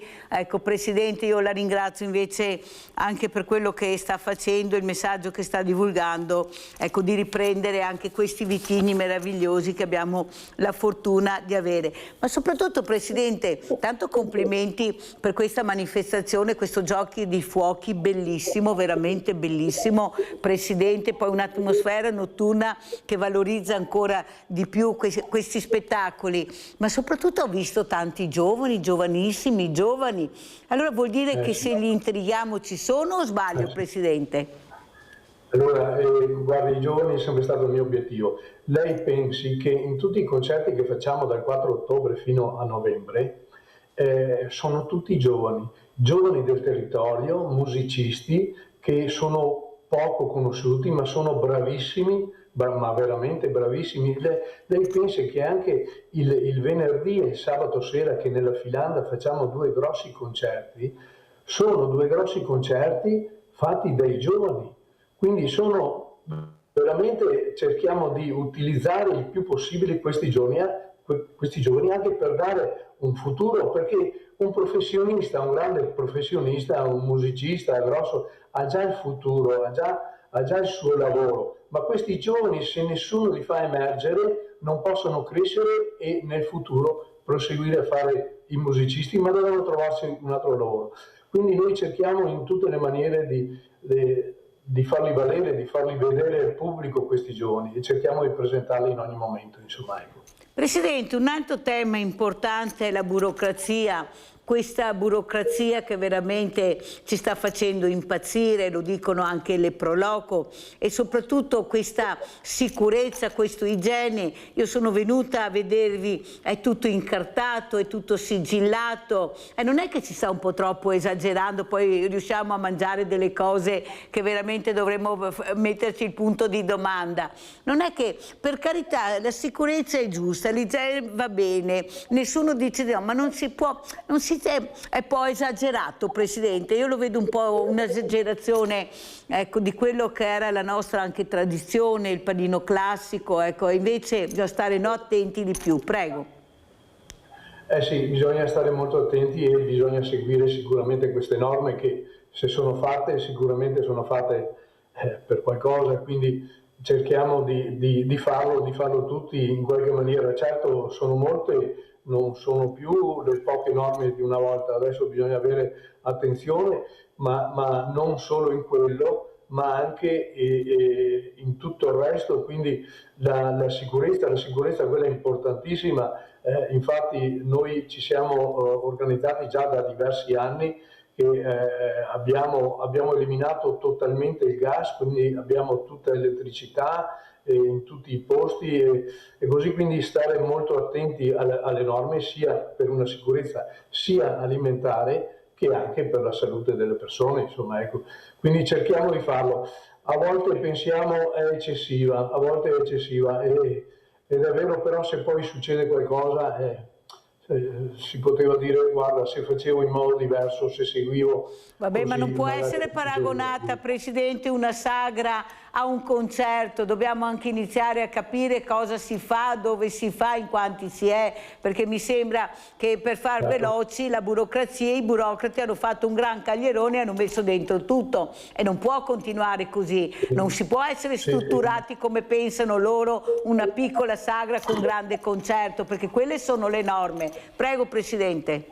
Sì, questo è verissimo, però insomma un po' di norme sulla sicurezza bisogna rispettarle sicuramente. Guardi, io le dico, noi abbiamo presente l'ambulanza ma anche con un medico, quindi consideriamo di avere un medico. Anche l'anno scorso sono stati fatti 7 interventi risolti tutti in ambulanza. Lei si figuri, è una norma che sembra un po' eccessiva, ma se noi non avessimo l'ambulanza e anche il medico, l'ambulanza doveva partire da Santa Lucia, andare a Conegliano, per dire, e ritornare, quindi perdeva 40 minuti. Se in 40 minuti qualcuno si faceva male e non avevamo il medico, cosa facevamo? Ecco, quindi essere attenti magari alle norme più importanti, dico, darsi un po' da fare per cercare tutte, devo dire la verità, non riusciamo a rispettarle, posso capire, ma insomma le più importanti, quelle che reputiamo più importanti sulla sicurezza, sulla salute, sicuramente bisogna farle. Però chiaramente dovrebbero esserci delle norme appositamente per le associazioni, e invece è tutto un calderone, come dice lei, questo è un po' vero, insomma. Allora Presidente, un'altra cosa importante da capire, ecco, tanti anni, tante manifestazioni, tanti spettacoli, i prodotti agricoli, i prodotti locali del territorio, cos'è che intriga di più le persone? Dove vedete che c'è una maggiore attenzione, Presidente? Guardi, l'attenzione è diffusa negli spettacoli, è diffusa nelle nostre bancarelle che proponiamo, non solo quel po' di degustazione, ma anche di tutti quegli articoli che venivano fatti una volta nel Medioevo, si affascinano con i monaci, come facevano, cosa facevano i monaci, si affascinano a vedere la costruzione di una casa medievale che abbiamo iniziato e continueremo anche quest'anno con un argano a ruota con 2 persone che camminano dentro a questo argano, che in pratica è come una ruota di criceto che alza 1,5 quintali e quindi portano su il tavolame sopra. Sono tutte queste cose viste nel Medioevo, che si facevano nel Medioevo, ma poi tutta la costumistica, gli spettacoli, gli animali. Ecco, fino all'anno scorso avevamo un grande gruppo di oche, 50 oche, governate da 3-4 cani che venivano dal nord della Francia, da Montsiregne con precisione, li facevamo venire ogni anno, naturalmente hanno un costo esagerato, però vedere queste oche governate dai cani come si faceva nel Medioevo è una cosa straordinaria, il pubblico è là insomma a guardare, si affascina, ecco. Un po' tutto, diciamo. Poi abbiamo le mostre che facciamo dentro nella Filanda, quella più piccola. Quindi l'anno scorso avevamo una mostra straordinaria di armi, parliamo di armi bianche, non solo medievali, ma tutta la nostra storia, e parliamo di circa 200 armi e 18 balestre, quindi grandi cose. Quest'anno invece cambiamo continuamente ogni anno, naturalmente. Quest'anno faremo una mostra di bauletti che sembra una mostra un po' di bauletti, ma cosa ne fanno i bauletti? I bauletti erano bellissimi nel Medioevo perché erano utilizzati da tutte le persone, specialmente dai nobili quando si spostavano, ma bauletti belli, creati molto bene, dipinti e quindi con all'interno preziosi, eccetera. Quindi quest'anno andremo a fare queste innovazioni, queste cose nuove che facciamo ogni anno, che cambiamo ogni anno, insomma. Quindi il pubblico si affascina in tutto quello che facciamo e forse è anche per questo che viene volentieri. E poi, le dico la verità, ecco, un fiore all'occhiello che abbiamo, che in tutta la manifestazione e in tutte le manifestazioni che facciamo nei paesi limitrofi, noi abbiamo tutto un ingresso gratuito, questo per dare la possibilità alle famiglie, ai bambini, di poter entrare senza spendere niente, perché una famiglia al giorno d'oggi, papà e mamma, e magari hanno 2, 3, 4 figli, è un po' difficile al giorno d'oggi. Sì, ha proprio ragione, Presidente. Senza guardare l'euro, e fate molto bene. Allora andiamo a vedere l'ultimo servizio e poi lo commentiamo col Presidente Ceccon.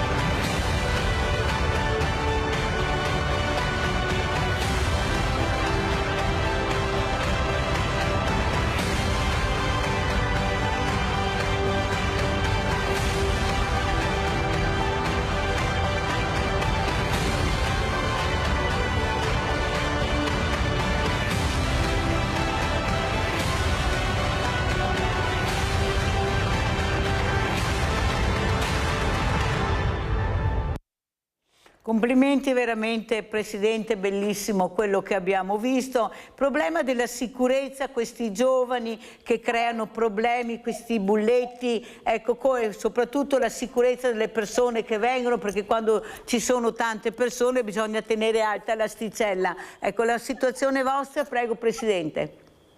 Sì, ecco, devo dire che non abbiamo fino ad ora mai avuto problemi di questo genere, però all'interno del campo ci sono i carabinieri in congedo, la protezione civile, quindi ce ne sono diverse persone di controllo in tutto il mercato, ma anche fuori.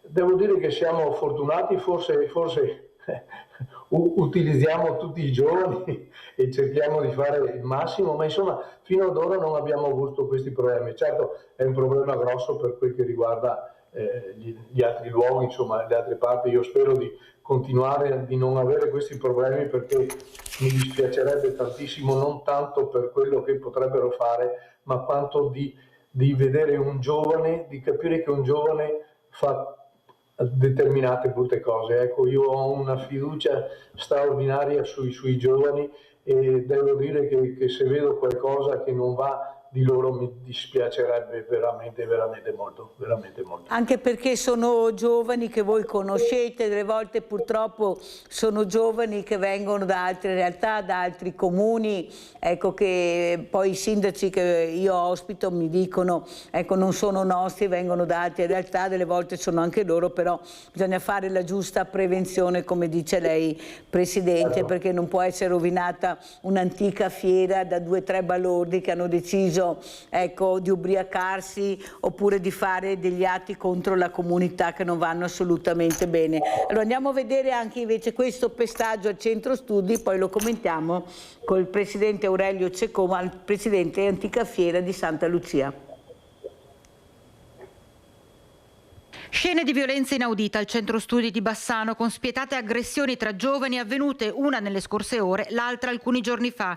Nell'ultimo episodio, in ordine cronologico, un branco di ragazzotti se l'è presa con un coetaneo nel parcheggio dei bus di via Rosmini. L'aggredito è stato gettato a terra da più persone, preso a pugni, preso a calci, sotto gli occhi di centinaia di studenti e studentesse che stavano prendendo i mezzi per tornare a casa poco dopo le 13. Copione simile qualche giorno fa, questa volta alla fermata delle Corriere di via Tommaso d'Aquino, dove 2 ragazze hanno iniziato a litigare sino a quando una ha gettato a terra e preso a calci l'altra, con una cattiveria inconcepibile, per poi andarsene come se nulla fosse successo. I video che vi stiamo mostrando sono girati in fretta, cellulare in cellulare, visionati anche dai genitori che sono sempre più preoccupati per quello che accade ancora una volta all'uscita degli istituti superiori della città. Vede Presidente Cecon che dobbiamo parlarne, dobbiamo programmare, dobbiamo veramente tutelare questa comunità che si muove, perché non sai mai quello che può succedere, perciò la programmazione anche in fatto di sicurezza è fondamentale, non dobbiamo sottovalutare queste cose che vediamo, ecco, queste famiglie, coinvolgerle di più, questi genitori, devono fare i genitori altro che gli amici dei figli. Prego Presidente Cecon. Sì, questo sicuramente sì, i genitori devono fare i genitori, giustamente come dice, e essere responsabili dei loro figli, questo è sicuramente importantissimo. Poi dico, insomma, bisogna lavorarci su queste cose e penso che non sia neanche una bella cosa divulgare questi video sui social, perché corriamo il rischio che molti lo vogliono fare, insomma, che ci sia questo problema di emulazione, quindi se non li divulgassimo e quindi la cosa si potrebbe chiudere là in un breve recinto, diciamo così, e invece viene divulgata e quindi molti la copiano e si va, è una cosa bruttissima da vedere, veramente una cosa brutta, perché ci sono giovani straordinari, c'è qualcuno magari che è un po' così, ma però è sempre recuperabile, io dico, no? Se cerchiamo di fare qualcosa è sempre recuperabile. Mi sembra impossibile che un giovane che deve ancora formarsi, che non abbia ancora le sue idee complete, non ci sia la possibilità di parlarci e di trovare delle soluzioni. Insomma, mi sembra impossibile, però lo vediamo che ormai è ogni giorno così, e anche all'estero, da da tantissime parti, io frequento anche un po' l'estero e vedo insomma che le cose sono proprio così un po' dappertutto.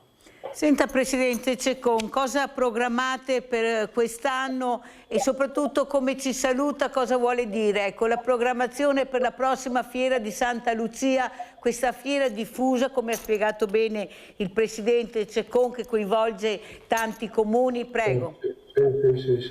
Sì, ecco, noi abbiamo programmato varie serate, quest'anno parleremo un bel po' anche di Venezia, dei capitali di Piazza San Marco, quindi faremo delle conferenze anche in questo.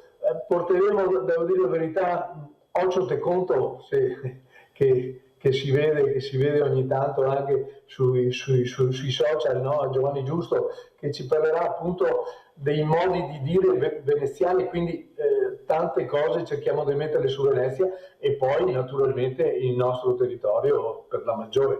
Ecco, delle conferenze cerchiamo di farle anche in luoghi di commercio.